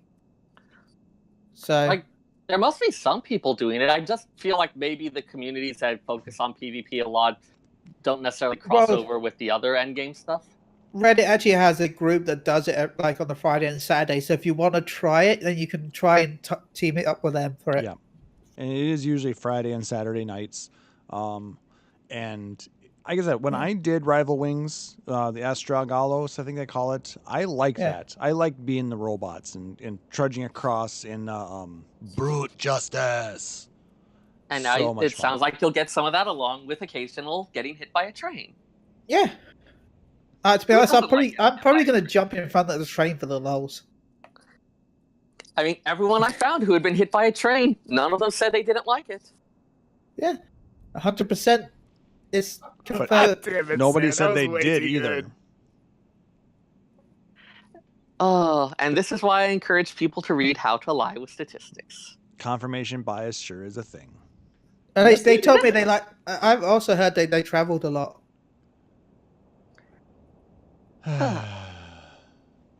Huh? All right, so that's what we God get on damn it. Tuesday. Patch 4.56 they announced for late March. I'm assuming it's going to be before Japan FanFest. After. You think it's going to be after? Yeah. I would. So you think it's going to be right after Japan FanFest, huh? For which bit? Like the 26th of March is what you're guessing? That seems likely. I'd like to see it the week before, but That's light. FanFest. That's late though. You would. What else would you say late? They have a weird definition of like early, mid, and late. So if Yeah. it says late, it's like after the 20th, almost every single time. Yeah, I mean, that's where I'd put it. Whether it's in like the first 10 days, the middle 10 days, or the last 10 days. Exactly. And then February shows up. Yeah, we Well, can you hand don't wave it. think There's the some nines in 19th is there. close enough to late? It'll be like the. 1 second, because the Japan's FanFest is the 23rd. 23rd and 24th. I mean, doing it that way also means that one of the things you do at Japan FanFest can be to show off what you're going to be able to do after this weekend. Yeah. So it'll be the 26th of March, which will be the last week of March, which is late March. Yeah, The reason I was thinking it was going to come out beforehand was the fact that I think that the actual raid has something to do with the end of the story. Well, yeah, I've said that to many people. So- I think it does. They're not going to be able if the patch is coming out after FanFest, they're not going to be able to show the raid. Yeah, that's fine. They don't really show the raid anyway until patch day. So we'll just get a teaser image. We knew with Omega. questions. they'll drop vague hints about it. Like they Yeah. showed Omega, but we didn't know anything about how Omega connected into what was going on. Yeah, Just that Omega we didn't was a see thing. anything in Omega either. We just saw a mega raid come in, and then that was it. But we knew about Omega because of the patch that had just dropped before FanFest. But we still didn't really know what connected. No, but we knew. Like I'm saying, we knew of Omega. But we knew of Omega, but that still didn't really have any type of meaningful spoiler. I feel like you're just trying to force the logic here. Yeah, but we'll see the update on the last. So you don't think they're going to announce the raid during FanFest? No, they'll announce the title of the raid, or they'll have a picture of it, but that'll be it. Yeah, I'm with Chille on this one. Then I don't think it's going to have anything to do with story. I think they just probably weren't done at that point. The Raiders of Order. No, it's gonna be a spoiler, but not a spoiler. It's gonna be a spoiler once we realize what it is, but it's not gonna be a spoiler until we know what it is. Anyway, late March, we will get the conclusion of the main storyline for Stormblood. Yeah. We will get the finale of the Beast Tribe quests for Stormblood. which means we're gonna get the Makote in the banana hammock again. Which means I can YouTube the cutscene. Just do the Beast Tribe quests, Chille. I'm good. Seriously. They're fun. And they're a great way to level your crafters. If you do the Namazu. Oh, I did Namazu, but I'm not doing any other Beast Tribe. It's like I did Moogles. I didn't do any other Beast Tribe.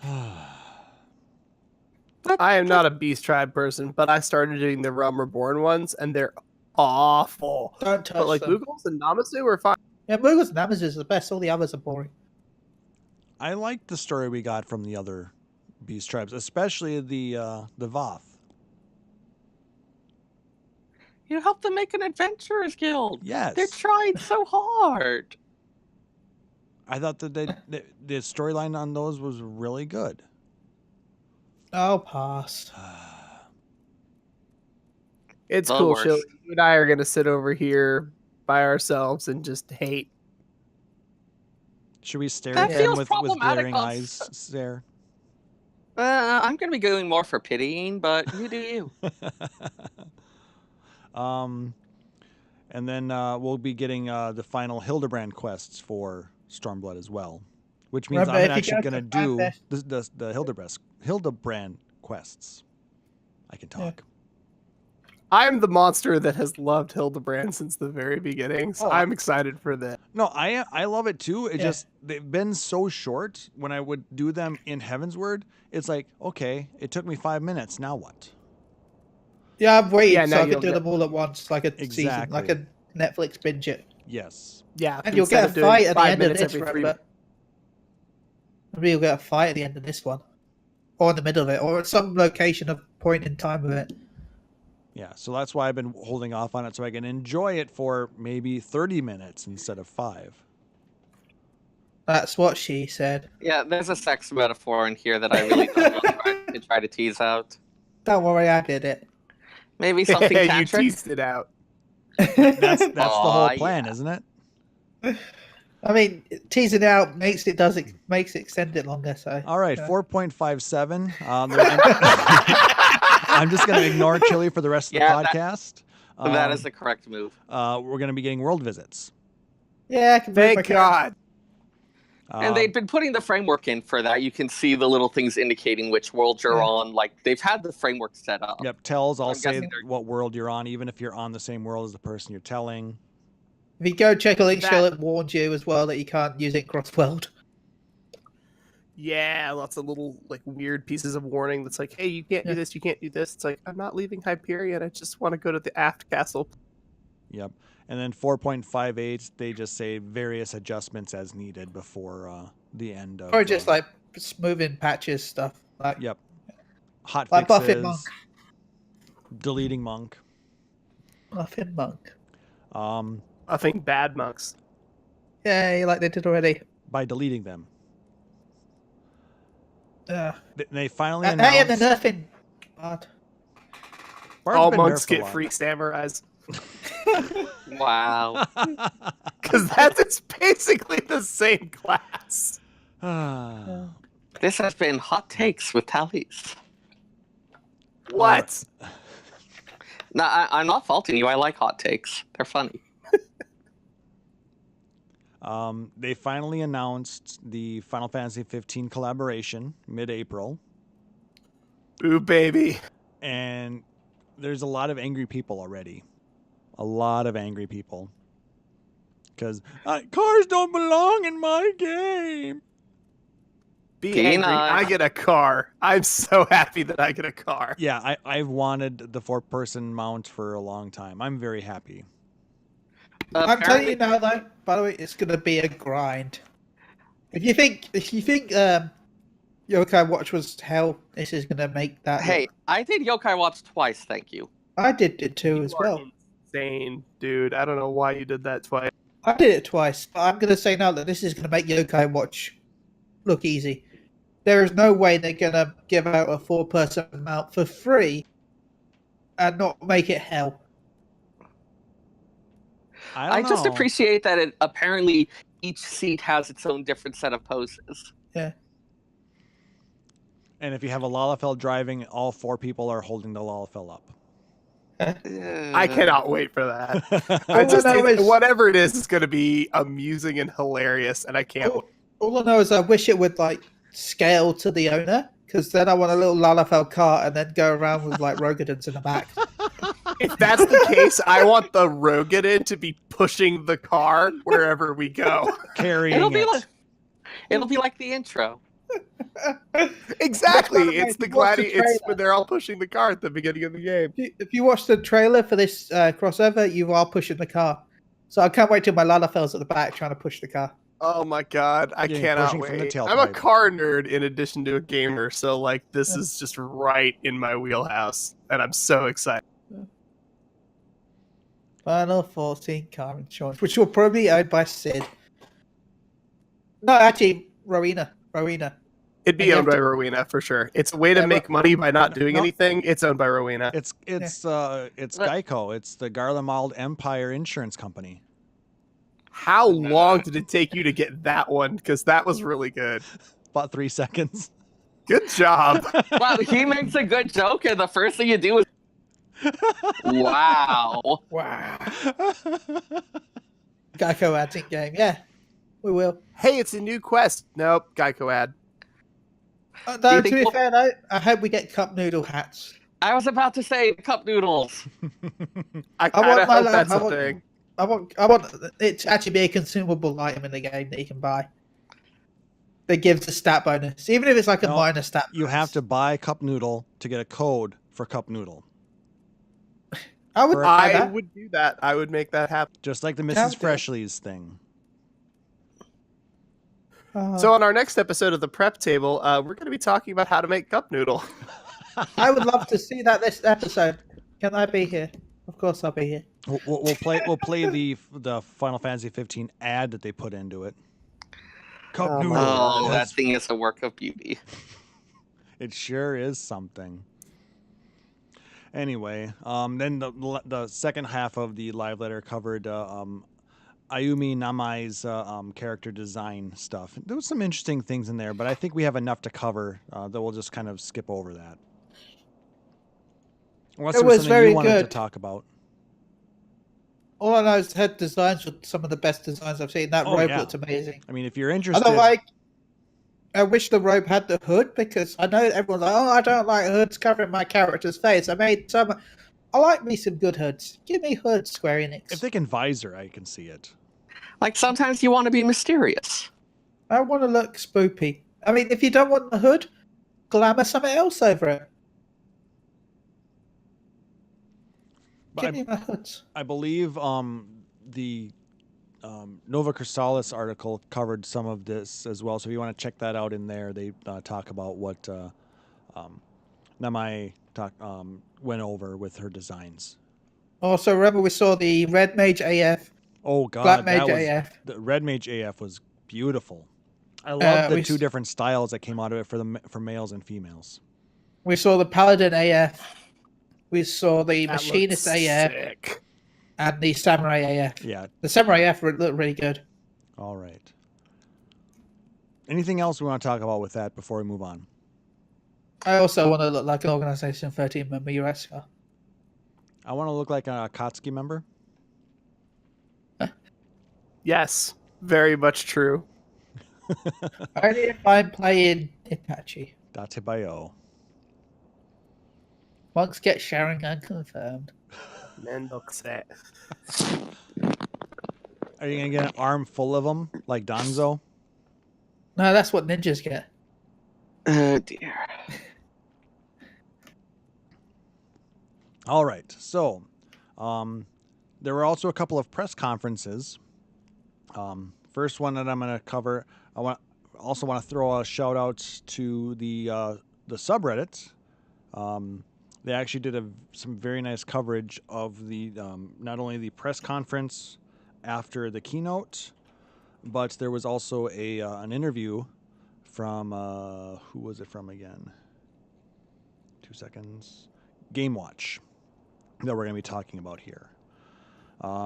So first, the first question that jumped out at me was asking about if Uematsu-san was going to be composing a song for Shadowbringers, as he did with the previous games.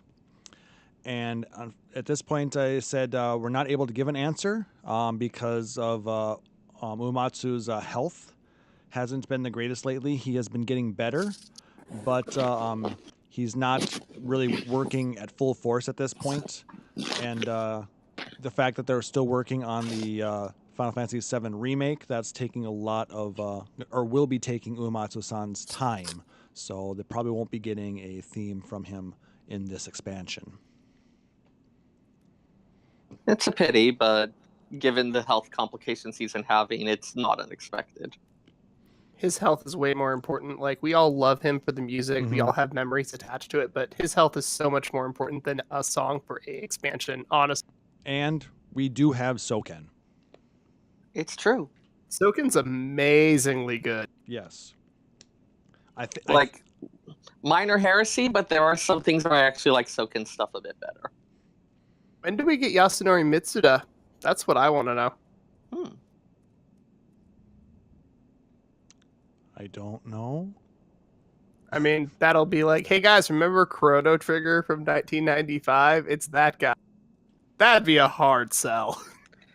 I'm telling you now that Chrono Trigger will be the 6.0 raid. I will lose my mind. I will actually eat a hat on stream if that happens. That would be amazing. If they do, that would be the type of thing where it's like, oh my gosh, I'm so hopeful, but oh my gosh, they need to get this right. I mean, I don't off the top of my head have a reason to believe they wouldn't, but it would definitely be you need to do this justice or else I am going to be so sad. Seyrr, I'd like to point you at Surge, Kid, and the Radical Dreamers franchise. You're just making up words now. Nope. You're making up words. Everybody's making up words. Also, to be fair, the music from that game was just amazing. There's just other issues. Oh, absolutely. Is it making up words? So words are made. Back on track before we get completely down this rabbit. All right. Oh yeah, I will go on a 20-minute digression about this one. So, if you look at how Final Fantasy XIV has evolved over the years, what was the most important lesson of the development for you and your team? And what do you think was the most important achievement with which you could regain the confidence of the Final Fantasy fans? And then he goes on to answer, one of the biggest lessons learned, and this is not necessarily just for 14, but overall for the company, people around the world wait for our latest games that Square Enix publishes, and I feel that it's very important to sort of face that kind of expectation, to look at it and make sure that we are responding to that sort of expectation, to give it our best so that we can perform and deliver on that. And I believe very strongly, as a whole, they've shifted so that we're focused on that aspect and continue to pursue those kinds of aspirations for 14. So basically, it's getting the games out. That answer's kind of weird, isn't it? It was basically a translated answer. So, I mean, the impression I got from that is it's sort of this is something that people have high expectations about. They wait eagerly for school and work attendance numbers drop when a new one comes out. So there's a lot of hype around it and also a lot of strong expectations. And you can't just phone it in with the idea that, well, whatever we make, they'll buy it. Yeah, a lot of that is actually just kind of urban legend, though, too. I don't think that it actually goes down that much when a new Dragon Quest game comes out. It is one that's plausible enough. The fact that it's even seems vaguely plausible, I think is something that ties in with just how beloved and the series is and how much people really care about it. Okay, fair enough. So now this next question talks about the new 24-man raid. How does a whole Nier Automata raid happen? Was it your idea, Saito's, or Yoko Taro's idea? You want to read this one, Taliz? Yeah, sure. Sorry, I had to step away for 1 second. Oh, good thing you're back. We were putting on the spot if you weren't there. Nope, I'm good. All right, so first and foremost, one of the catalysts of this idea was that all around the world, there were players that were requesting Nier Automata costumes, so that was one of the first reasons. As mentioned earlier, we do not have an end, so to speak, for an MMORPG, but at the same time, we do want to have change happen within the game as well. And if we were to continue with the same staff member and same staff designers, we may potentially end up with have a similar pattern of how we deliver content. God, that's a long sentence. Yeah.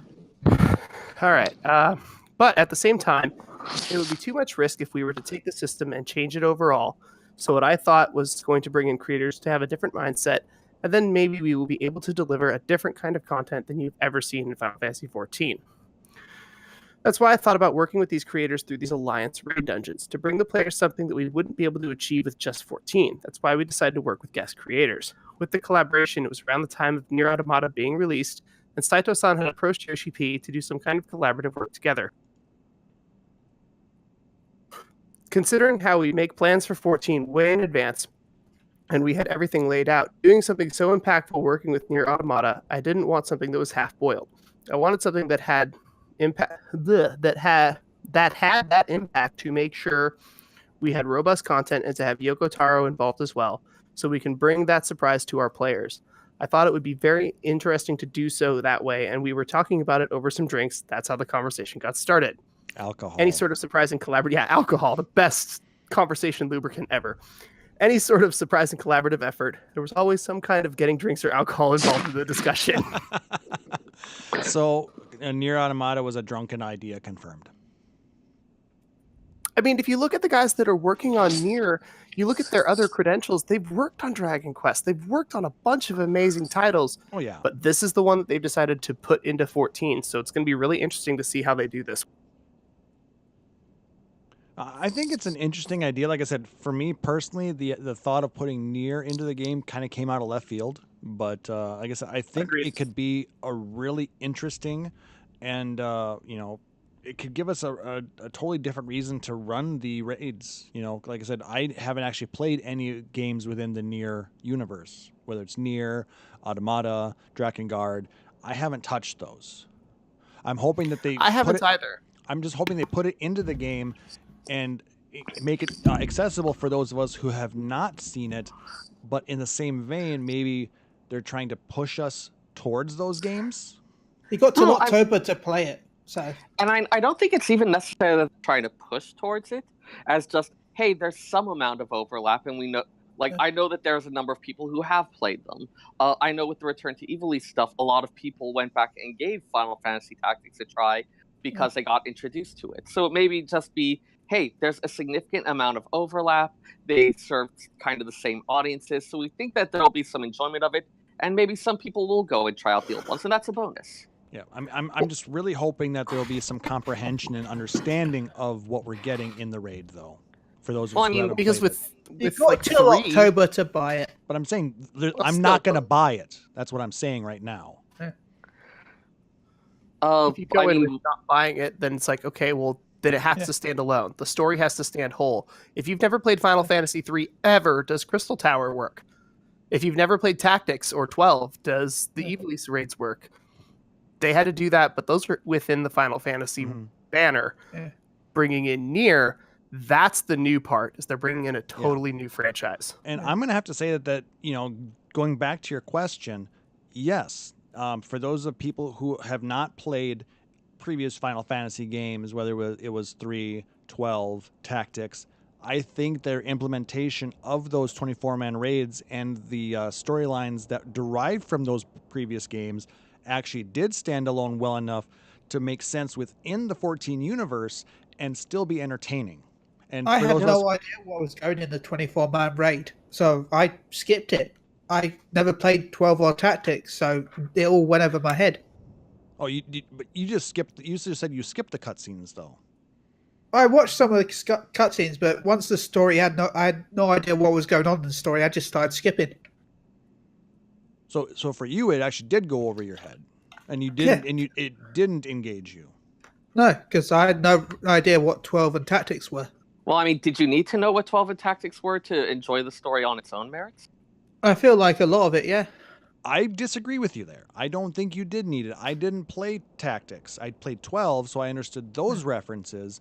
But like I said, I did know a little bit about tactics, but like I said, I've never played it. So I guess I understood what Lukavi were. I understood, a little bit of that, but I don't think that you necessarily needed to have that knowledge. You maybe got more out of it if you did, but again, that's just my thought. So yeah, I'm just telling everyone, if you want to really enjoy the Nier raid, you're going to have to play Nier. I hope that's not the case. And I'll be very disappointed if it is.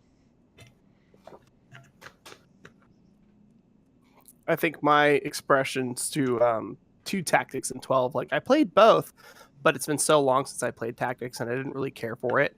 And then 12 was okay, but I liked the narrative more than I liked the gameplay. But then you come into this and I go, okay, what do I remember?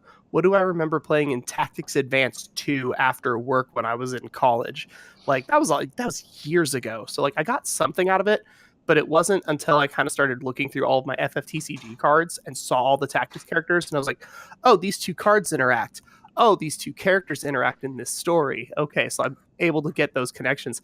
But without those, the story works, but it's definitely not as meaningful if you don't have that backfilled knowledge. Yep. And I'm going to say, I think the Crystal Tower, like I said, the implementation of how the story was told within Final Fantasy XIV was very different enough from what you actually got in Final Fantasy III. So like I said, you may have understood the references of the characters if you played 3, but I don't think, like I said, it was required to enjoy the story that they told within 14. Oh no, but that's because they fit in the lore a lot better. Yeah, Crystal Tower was a weird one because Crystal Tower was, for lack of a better term, a post-game dungeon in 3 because it was optional and you didn't really need to go do it. So it'd be like, oh, welcome to Final Fantasy XIV. The only things you need to know about are Final Coil of Bahamut, Omega, and Alexander. It's like, no, there's Scions and there's stuff going on, but the Crystal Tower was all endgame.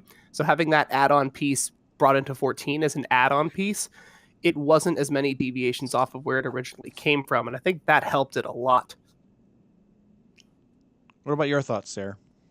I mean, I don't feel super qualified to talk on this because I regularly revisit Final Fantasy Tactics, and it was both fresh in my brain, and it's been done enough times that it is very indelibly in there. So I'm not sure I could separate the experience for someone who's not necessarily as familiar with it, because I am just so steeped in a lot of that past stuff that it's hard for me to imagine what it would have been like without it. I really cannot imagine how it would have landed. As someone who really loved the tactics stuff, I was squealing with delight through most of the dungeons, seeing this reference to this character or to these abilities, or seeing how they worked some mechanic into the FF14 setting. I loved every moment of it, but a good chunk of that was from seeing this reference to something I knew really intimately. Yeah, and I'm seeing in chat, Rory's saying that she believes half the player base ignores the story, which she's probably not wrong. Biting my tongue. And then I'm there's with you, Seyrr. I'm with you, Seyrr. And then there's Moogle Quest, who's saying they talk to every NPC. So I mean, that's two very different play styles right there. The secret is to talk to everyone who does not have the quest progression marker. Talk to the quest progression marker, then talk to everyone again, because frequently it has changed.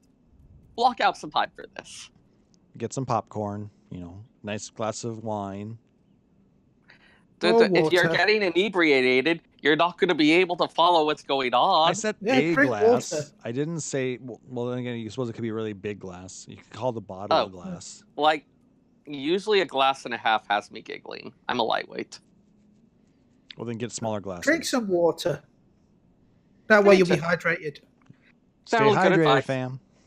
Everyone drink more water. Yes. All right. But I've just finished my bottle of water, so I'm sad. We can go get more. I'll go get in a little bit. All right. So then the next question that I put in there is also kind of related to this. The previous Alliance raid, Return to Ivalice, was the first proper collaboration, and with that, we saw the story take us out of Eorza into somewhere else.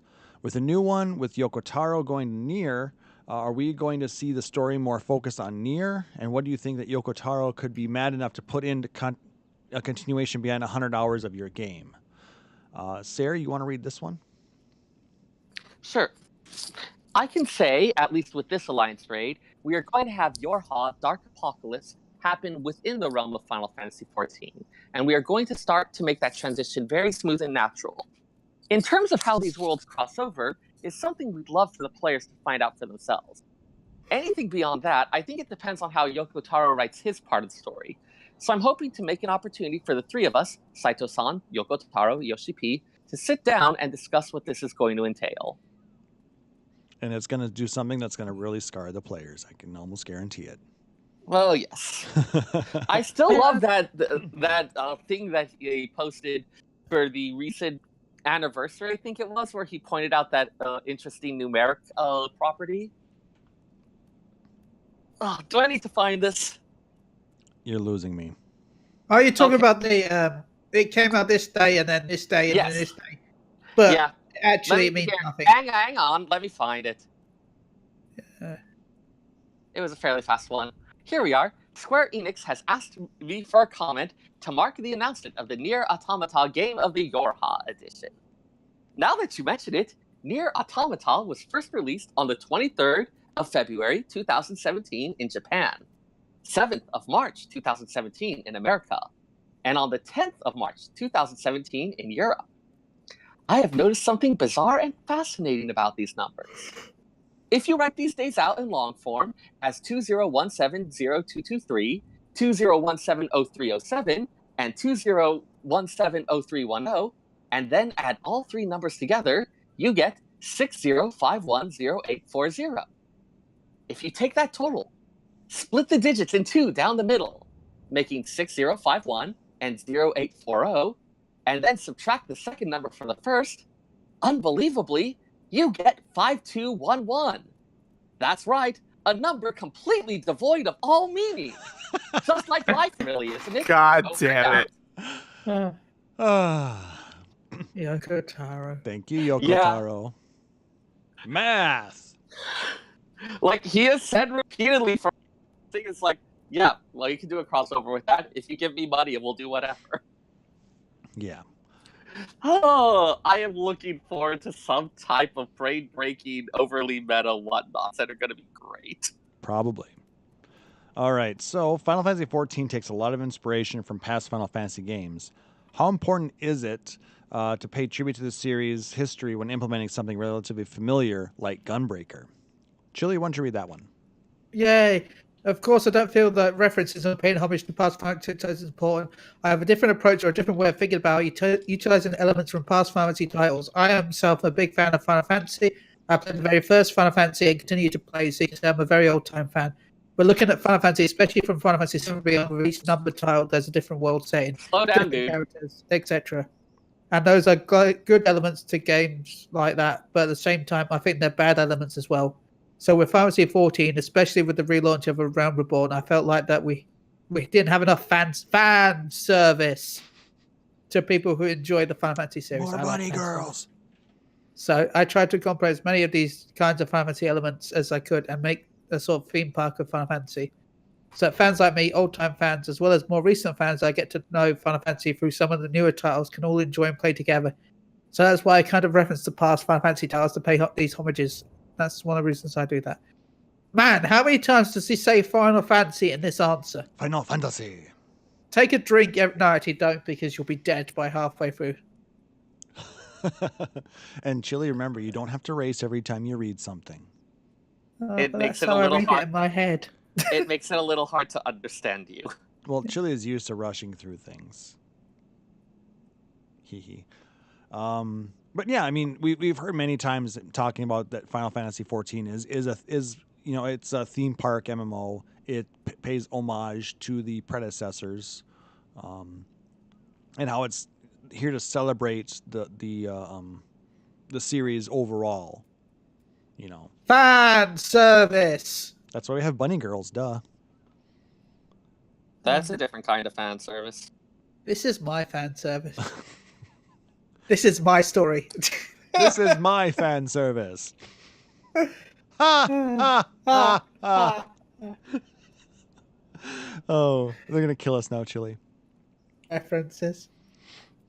All right, how do you decide which elements of Final Fantasy series you will integrate into the scenario, like with the 12 raid? It's a little difficult to say when you mention how we incorporate things. With the Return to Ivalice, that was because Yoshida talked with Matsuno-san about doing something that incorporates the world Ivalice into 14. Talking about an editor's note, clarification was requested, and the media outlet responded asking the reason why they had incorporated the Return to Ivalice as well as the Viera race. Okay. Like I said, this was all done by the subreddit, so I basically copied and pasted it in so we could go through it. But anyway, continue on. Before we even decided to do Return to Ivalice, Yoshida had conversations with Matsuno about having him as a guest creator to work on the Final Fantasy XIV title and wanted him to join the creative process. The story was conceived by Matsuno, and there are elements of 12 that do appear in the Return to Ivalice content, so it was more Matsuno's choice rather than Yoshi-P's. As for the Viera race being announced, that was not because of Return to Ivalice, but because of a lot of players asking for it. So they just kind of came together, but it wasn't necessarily one led to the other. It's because we're all lewd, terrible people. Because bunny butts. They sure do got dad ass, though. I will say that. They did a good job on the design of the characters. They sure did. Crickets?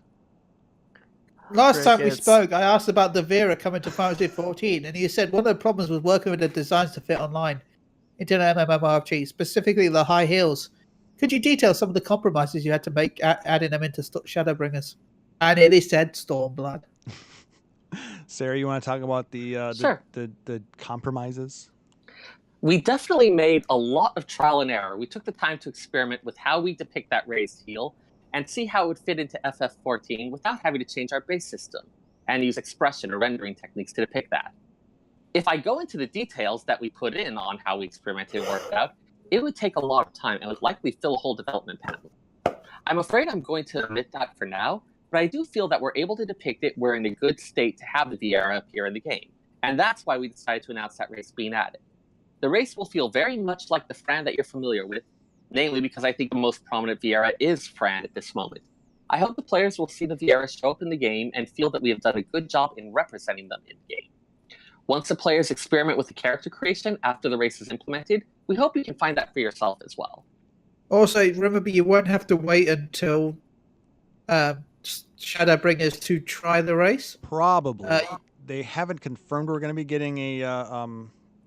Of course, there's going to be a benchmark. Yeah, then they're probably going to add the character creator Yeah. into it, but it hasn't been announced yet. Yeah. I'll be shocked Until if it's it isn't. confirmed. Yeah. I mean, if it's going to follow previous iterations, yeah, we're going to get one, but we'll see. Yeah. And then fans are excited that Viera is a new race, but I think that they're hoping we'll also get male Viera. Can you comment on that, or even if they're going to be NPCs or not, or will we have to wait till Tokyo Fan Fest? Taliz, you want to read this beautiful answer? Yeah. Let me. It's the last question before the next. The comment on that. Wait till Tokyo Fan Fest. I don't like his answer. Can we just pretend that this isn't the real answer? Well, this is what That's he said, true. though. We still do have the Tokyo Fan Fest ahead of us. Zip's mouth. And I Like, thought that come was the on, man. best answer ever. Come on, man. So, I mean, the plausible theorizing I've heard going on is the man is not stupid. He saw the shit show that happened last time there was any type of thing like this. I don't think he's so dumb as to be like, oh yeah, we can just add female-only ones and they won't have a riot about it. Especially given that when they put Fran in on this one, they didn't do like they did with, I think, Yugiri at first. They just had it as a modified here female skeleton that they later on went back and changed stuff on. They actually put Fran in with the like kind of hacked up type thing to have it properly depicted. I would be deeply surprised if there wasn't going to be something with male Viera, but I would also reasonably expect that they are just not ready to go live with it. Like, the assets aren't ready yet. Yeah, it's probably just not finished yet. Either the animations are not done or the art's just not finalized. The male Like, bunny butt is too strong. I can't. I feel like he would be the type who would prefer to wait a little bit, build up some hype, troll a little bit, and present a clean, finished product. Yeah. Unless the rumor was true. And we're getting Ronso. Yeah. That's the male God, why? Because Well, everyone remember wants the- them the- Kamari glams. Remember the person that leaked all this information leaked the Ronso. So I mean, if they know they've got a leaker, I wonder if they're spreading around different things and seeing which ones leak out. no, That- the guy who leaked everything, the previous stuff. No, Leak- I know. But because of that, they might be putting in some false information. Well, either that. Well, it's not just. It might not just be false information, though. It could also be that the person that was leaking the stuff could have got the details like 3 months into creation, and then a month later they scrap. Yeah. Or Yep. it could be Yeah. a trap. Yeah, there's all sorts of things that could be going on. It feels a little premature to jump to on that, though I know oftentimes a lot of I people feel like really though want. he's got too much right for it to be judged again. I mean, he got the 24-man raid right, the previous one, and he got Blue Mage almost right. Like, I don't think it's someone who is intentionally trying to deceive or making up stuff for attention. It sounds like it's someone who, whatever their source on their information, they have reason to believe it's legit. And most of it's That just doesn't- data mining, though. Though that doesn't mean that they can't be wrong for other reasons, even if they think that they do have the right info. Yeah. So it could be Ronso, it could not be. Well, Anyway. what a helpful set of statements. Schrodinger's Ronso. Yes. It could be a Ronso. It could not be a Ronso. Sip's mouth. Zippity zip. All Please right. look forward to it. So, and then the other interview that happened was done with Game Watch. This one was also covered by the subreddit and translated by them, so thank you for that. First question that I pulled from that is, I want to ask about something that we didn't see. We didn't get to see a single hint for the second new job. Why is that? Seyrr? I don't know why you think there'll be a hint every time. The fact that my t-shirts end up being hints is completely coincidental. It's not to make people speculate. Yeah, There's still more right. than a month. There's still more than a month until Tokyo FanFest, so you need time to think about what job will be next. It's more fun that way, instead of already knowing the answer. The fact is that there's a lot we can't reveal because of lore reasons. We want the players to be surprised. Yeah, he's totally lying, right, Rory? Yeah. But I can see the point of, for instance, if you know that this particular job is going to be in there, that in and of itself could tell you something about what's going to be happening. Yeah, that's true. But the fact that he's saying his t-shirts are coincidental, that's bullshit. They're planned. It's planned. I mean, even if they are, you don't think they're going to go ahead and say, oh yeah, I'm totally breaking all these marketing embargoes. What are you going to do about it, bitches? Like, there has to be some amount of plausible deniability. Either that or Koji's the one that's picking out his wardrobe. Also possible. I'll say the Batman shirt for Dark Knight was really clever. I Yeah. think the Bugs Bunny Monster Machine shirt was actually pretty clever. I like the Samurai one as well, the Sam Raimi. The Sam Raimi Spider-Man one was just enough of a stretch that I didn't think it was nearly as good. The Scarlet Witch one was my favorite. Scarlet Witch was pretty good. I think Scarlet Witch and Dark Knight were so on the nose, and the Sam Raimi one was just enough of a stretch that it felt weird. Looking at it across all the shirts now, it's like, no, okay, that one works just fine. What about the James Bond one for the Machinist? Oh, that was pretty good too.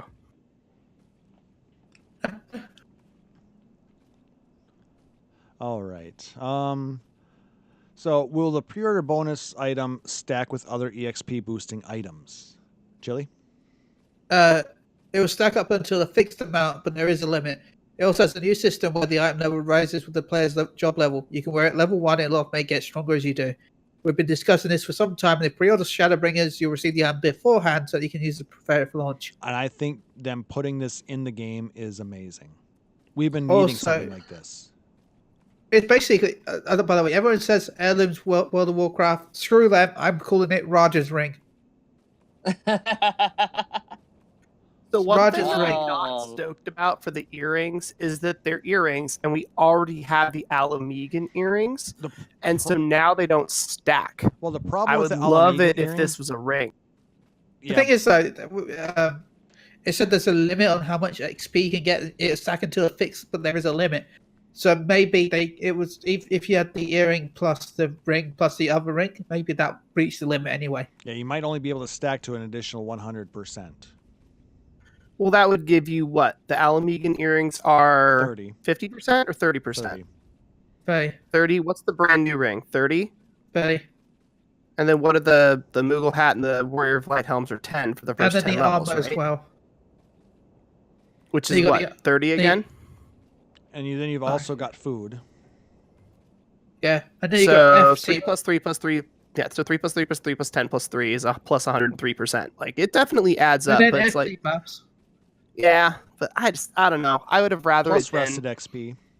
I would have rather it been a bracelet or a ring or something else. Well, here's the thing with it, though. Like I said, I really like the fact that it started with an earring, though, Yeah. because at that point, it's something that you don't have to take off ever until you hit level 70. I wouldn't be surprised if there's not. I wouldn't be surprised if the new guild company stuff will be like that.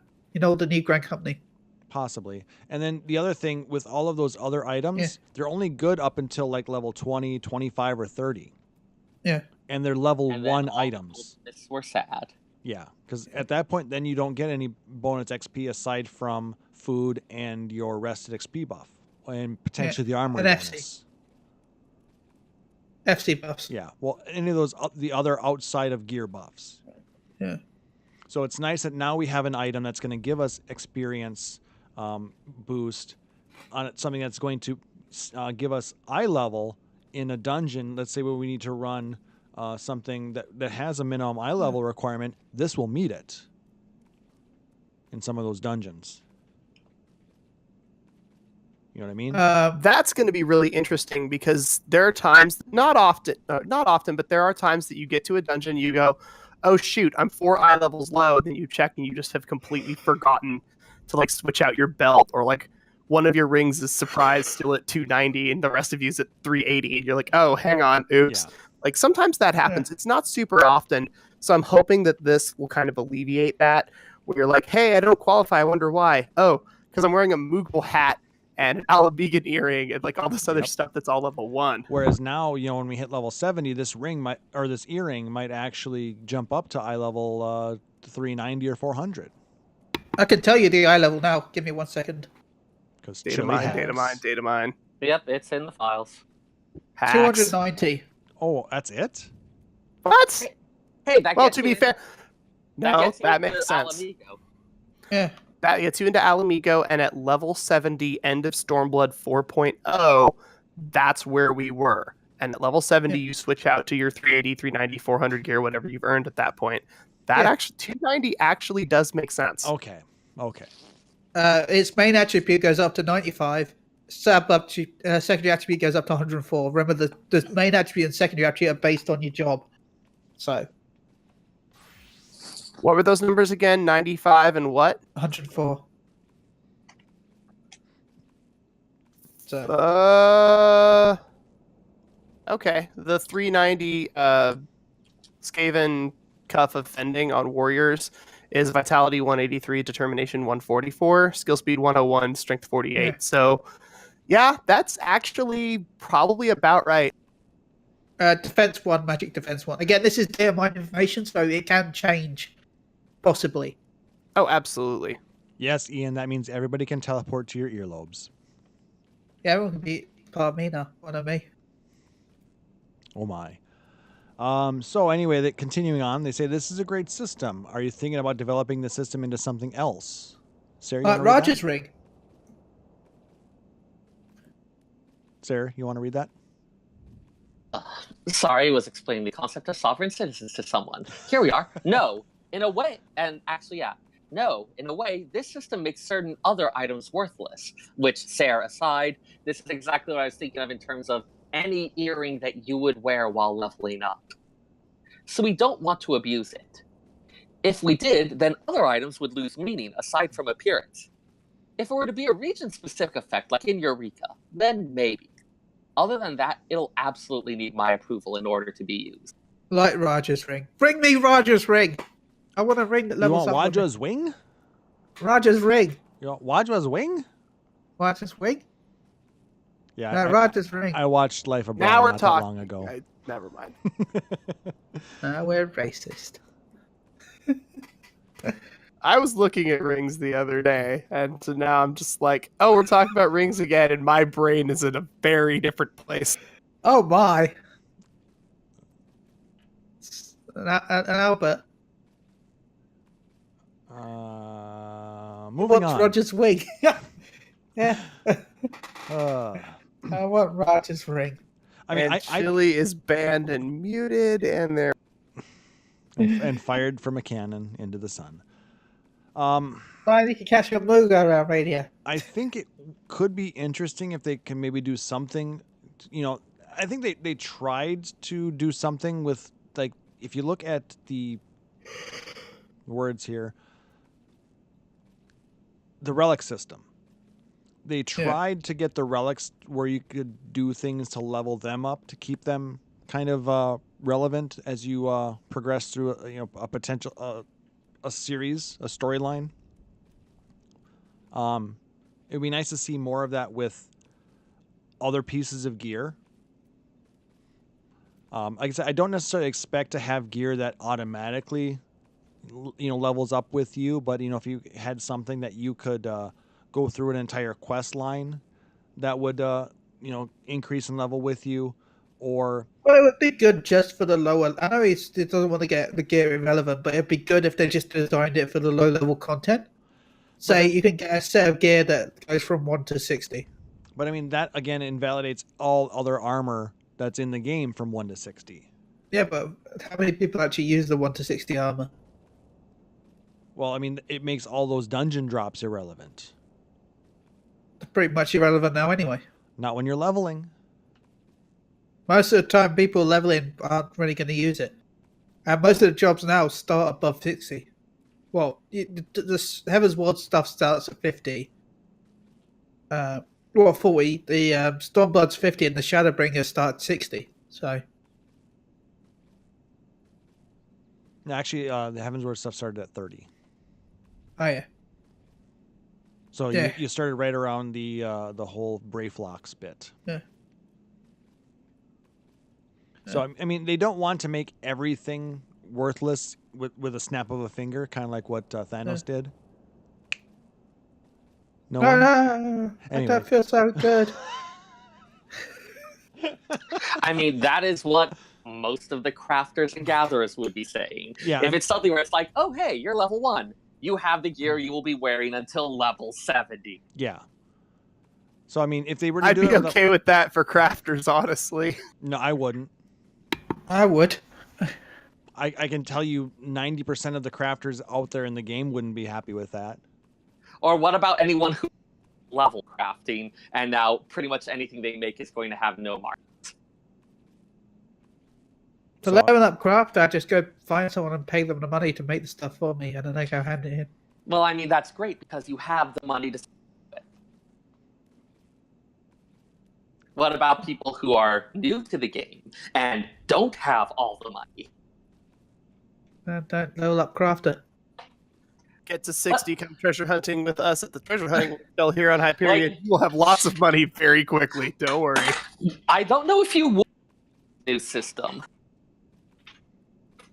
Like, would there actually be much demand for the stuff you get from treasure hunting? I feel like this fucks up the economy in a pretty hardcore way. Yeah. I mean, I understand where Yoshi's coming from, so. Like, it kills demand. Yeah, I feel like this has a lot more repercussions than you're thinking right now. Google Quest. That's because Spidey has his Spidey senses. That's how he knew. Yes. Uh, Anyway. So, like I said, well, it works for maybe 1 or 2 pieces. If they do it too much, I think, like I said, it would ruin a lot of other pieces in the game. So, as a fellow creator, what do you think of Yoko Taro? Who wants to talk about Yoko Taro? Who doesn't want to talk about Yoko? I got you. Okay. My first impression is that he's incredibly smart. His speech feels calculated in a different way from myself. I never compared us, but if I had to say, it's like he tries to leave some kind of scars on you. He wants his creations to leave some kind of mark on the player or reader, any mark at all. I don't know if I can go as far as to say that that's the purpose of his work. But at any rate, I strongly sense that power from him. Anyway, he's interesting. He's one of the few people that I can eat with and get excited over game talk with. How does he eat with that moon on his head? Has Yoshi-P seen the true face of Taro? Did he build up his reputation with him and be able to glamour him? He did all those delivery quests. Yes. So before he could have dinner with him, he had to do delivery quests so he could get glamour the moon off What of his kind of head. deliveries would Yoko Taro want? Alcohol. I don't think our mind would be able to understand it. That too. But what we do understand, alcohol. I don't know. I don't. Okay, everybody but Chille. Question. There are many different reactions to Yohara, ranging from welcome to rejecting. Did you foresee this response? And I think that as we reveal more information about Shadowbringers, Yorha will begin to make more sense. At any rate, both Saito-san and Yoko-san are being careful to make sure it blends in with Final Fantasy XIV.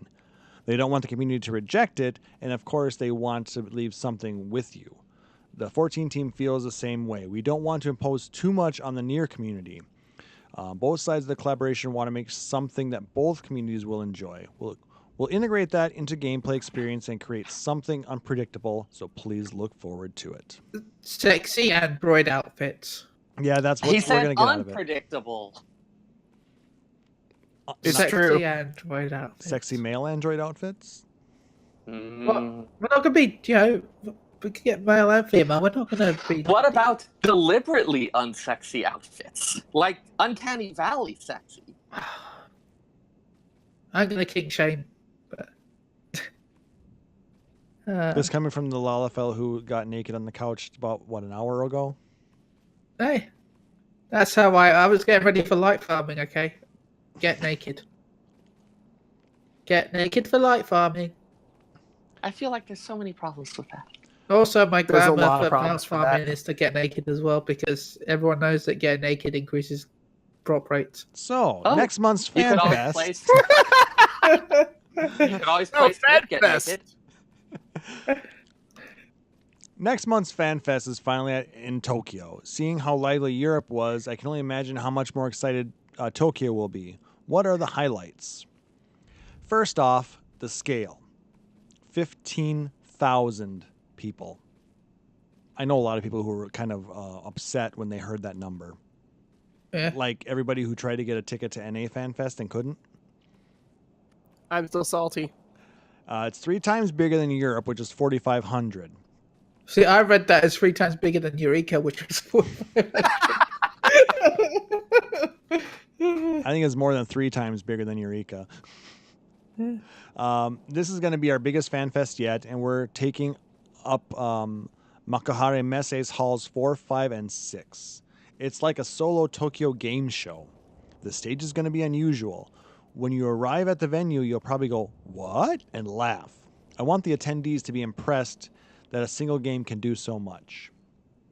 I know what it's going to be. The whole stage is just different poses of Hildebrand. What? What? Not that they have different poses of Hildebrand on the stage. Those are the supports for the stage. Yeah, that's what holds the stage up. Hildebrand's holding up the stage. With Godbut in the middle. It's not the strangest carotid I've ever heard of. And also, one of the mini games is you've got Oil the Godbut statue. Remember No. the quest where you No. had to give him a massage? No. I still regularly refer people to the item description for Salamanderville. No. That's the mini game at the Japanese FanFest. But I mean, does anybody else kind of feel a little salty about that? Not really. It's their 15,000? hometown. Yeah. What Chille said. the NA player base is a bit larger than the Japanese player base. So I would have hoped that they would have had. Oh my god! Stop expecting to be special just because we're the white guys. I'm not. Yeah. It's not because we're the white Sorry, guys. I said it out loud. I'm sorry, but Japan is where they're based. Of course, they want to make it big, the bigger spectacle. Also, quite like they don't. They can more easily transport stuff there. They don't have to bring it overseas. It's all right. It's gonna be easier for them. Easier to hire staff. Easier to transport stuff. It's just more convenient. Yeah, easier all around. I don't begrudge them that. Besides, it's also the last one. So I can also see given that it's going to be the one where we make the biggest announcement, we want it to be something that's this really big show. Yeah. I'm just hoping that they learn from the experience that they had this past year and they do expand the NA FanFest more. They've expanded it every year. So yeah. Like this last year, they had actual line management techniques. It was great. And to be honest, they couldn't have expected the tickets to sell out that fast because we got a lot more tickets than last time, and it sold out so much more faster than previous years. So there's nothing they could have done. Or maybe next time they should plan for 15,000 in NA. I'm not sure that they could fit that many in that venue. They could do. Find They wouldn't. a new venue. I don't think there's a venue that's big enough. Maybe not in Vegas. I feel like this is going to keep moving the goalposts until we get to something where you can get a ticket. Yeah. Or people who want to get a ticket have a chance to. It's not that they have to. I certainly had it. What do you mean by have a chance to? Let's say you're not right at your computer right as the queue opens. If you weren't there, you didn't get a ticket. But most of the times, that's the same for any FanFest. Even the Japanese one, even 15,000 people, you had to be there to buy the ticket. No, they had a lottery system. Well, I didn't even get the email. I had to use a friend's email, and she didn't even play at the time. She just still had an active account. I didn't even get the email with the code. I had to use hers. I clicked on the code, and I died in queue. So I was pretty frustrated. And NA did have a mini lottery system, if I'm right, didn't they? No. Nope. We got mailed codes if you were an active subscriber, and you had to use that code to get into the virtual queue. Yeah. And like I said, if you weren't there right on time to get into the queue, you were basically locked out because it was full, and then tickets all sold out. Welcome to and sometimes you don't even get that email. Yep. But look at that's standard for a lot of events, though. Look at Comic-Con.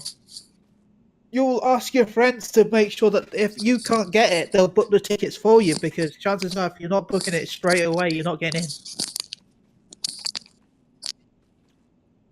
So it's kind of standard in the industry to have to be there. I suppose, but I don't have that issue with anything. I mean, I have that issue with PAX, but I don't have that issue with like Emerald City or SakuraCon, which are held in the same building in the same city. Yeah. I mean, I don't think that we're all going to necessarily agree on what the best way to do something like this. I mean, there is probably no perfect way, unfortunately. Yeah, no matter what, lottery or not, you're still going to have to be there to book it. Yeah. But it would be nice if there were some, something. Well, even if they said, oh, we're going to have some now and then some later, it's still going to be the same thing of when they go up some later, you're going to have to sit there and pick it up as well. Yeah. So, I mean, like I said, it would just be nice if we were able to find a venue in somewhere in North We that would hold a large amount and, be able to, have something in the 10 to 12,000 range. I'm not saying we necessarily have to be at 15,000, but 6,500, that's what I think it was at this year. That definitely was nowhere near enough at this point for the player base that we have. There are venues in Dallas that are huge. There are venues in Los Angeles. There are venues in Vegas that are big enough. There are venues in Chicago and Detroit that are big enough. Sarah, what are you doing? No, we got to go to Vegas. Making tea. I muted Seyrr because he was making a ton of noise. Message us when you're done making it, because it is making a lot of noise. So I had to mute it as well because I was like, what the heck is going on over there, Seyrr? So message in the chat when you're ready to go. But I don't know. It was just a number that really jumped out at me. I'm like, damn. So anyway. Oh look, we're synced on the stream now. At least for me. Oh, are we? Awesome. Yeah. Pretty close. You're pretty close. Close enough. Yep. All right. Looks like he's back. So. But yeah, I don't see the issue. It'd be nice, but. So hey, at least remember London FanFest. You never got screwed over like us. Never all forget. right. So I'm sure there will be a lot of news at Tokyo FanFest. A new job, raid, Ishgard restoration, trusts, etc., etc. Will a 90-minute keynote be enough? Taliz? I think I'll. Oh, okay, Chille, go ahead. I think I'll narrow it down to the major topics. I won't talk about everything. After all, there's still not everything is going to be revealed at Tokyo FanFest. It's not going to have too much news either. If you pinpoint things that they stick with the players better.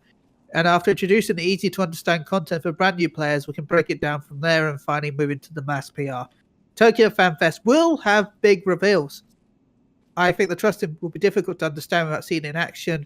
There's a lot of talk about such as how detailed it'll be, whether you can swap out characters and what happens when you clear the MSQ, etc. Something that would be best suited to a live layer with an in-game demonstration rather than a keynote speech. By the way, I've yet to write a single word for the Tokyo FanFest keynote. Laughs. The keynote content only exists in my head, so I'll have to bring them and set the stage. At any rate, we'll make you glad that you played Final Fantasy 14. If you weren't able to get tickets, it'll be just exciting to watch you on Twitch, so please do. The guests will be amazing too. Please be excited. Please be excited. Yeah, I will definitely be watching this one to see what the final bits that they reveal are. Because there's a lot of stuff. Just remember, it's probably not going to be in English. Though we do have a community that's very good at going through and translating this for us. So, and I think the slides will have English in them. They usually do. Oh yeah, the slides will, but there would be no English translation like there was in the European or North American FanFest. And that makes sense. So, I mean, we're used to seeing stuff like that where there isn't. I say probably, but it might. I don't know. I feel like there should be for a FanFest. I doubt it though. Yeah, I strongly doubt it. But like I said, I'm interested to see what they announce, and we'll probably in a future episode leading up to it, maybe talk about what our speculations are for the last announcements. So, 8-man raid, Melvira, Dancer. I mean, maybe get some specifics that that the 8-man raid is going to actually be this or whatever. So, the crazier, the better. Hopefully it's something cool, because I know we had the big three from FF6 kind of reborn in Heaven's Word, and then we had the four lords. Obviously, we're going off of sort of a Asian culture pull, obviously, for our current expansion. It'll be interesting to see what they pull from for this one. Mm-hmm. Dude, Ultimecia would be so. I mean, it would be cool if they pulled off the a lot of the 8 lore. Griever. So, or really interesting to like see what they go with. Scarlet in the chat saying pull from 1 and go with the 4 fiends. I would be so down for that. Like, you have to beat like really iconic monsters from FF1 that are all themed around like fire and wind and whatever, and then you fight the 4, or maybe the fiends from 4. I think the ones from 4 could be interesting. Like, you ally with the Crystals of Darkness ones when you go to the second world. The problem is, though, that'd be fun. We've already got Chaos. That's why I was saying go to 4. Yeah. Because, I mean... Because we already have Chaos, so we wouldn't have anybody to go with unless we want to go fight Garland. And Tiamat is already in the game. That's the thing. That would have been cool if we got the 4 fiends from 1 and then end with Garland, and then the Savage version is Garland turns into Chaos. Yeah, that would have been sick. That would have been so cool. Like I said, we already do have Tiamat in the game. Yeah. Oh shit, we do, don't we? Yeah, so they can rename it. It's fine. Crap. Yeah, I think maybe the ones from 4 could be interesting. Like, we fight Kegnaso and we fight Scarmalone. Yeah. I only know the fiends from 1. I mean, and there's a number of things that they could pull from still. So, I mean, we could pull stuff from 2 potentially. We get the Emperor maybe. That could be fun. I think it's going to be so modern. If it's going to be, I think it's going to be 7, 8, or 8. I don't think If 7. they- I think pulling it from 8 would be incredibly challenging, but I think it would be incredibly cool since we do have the new gun class for tank.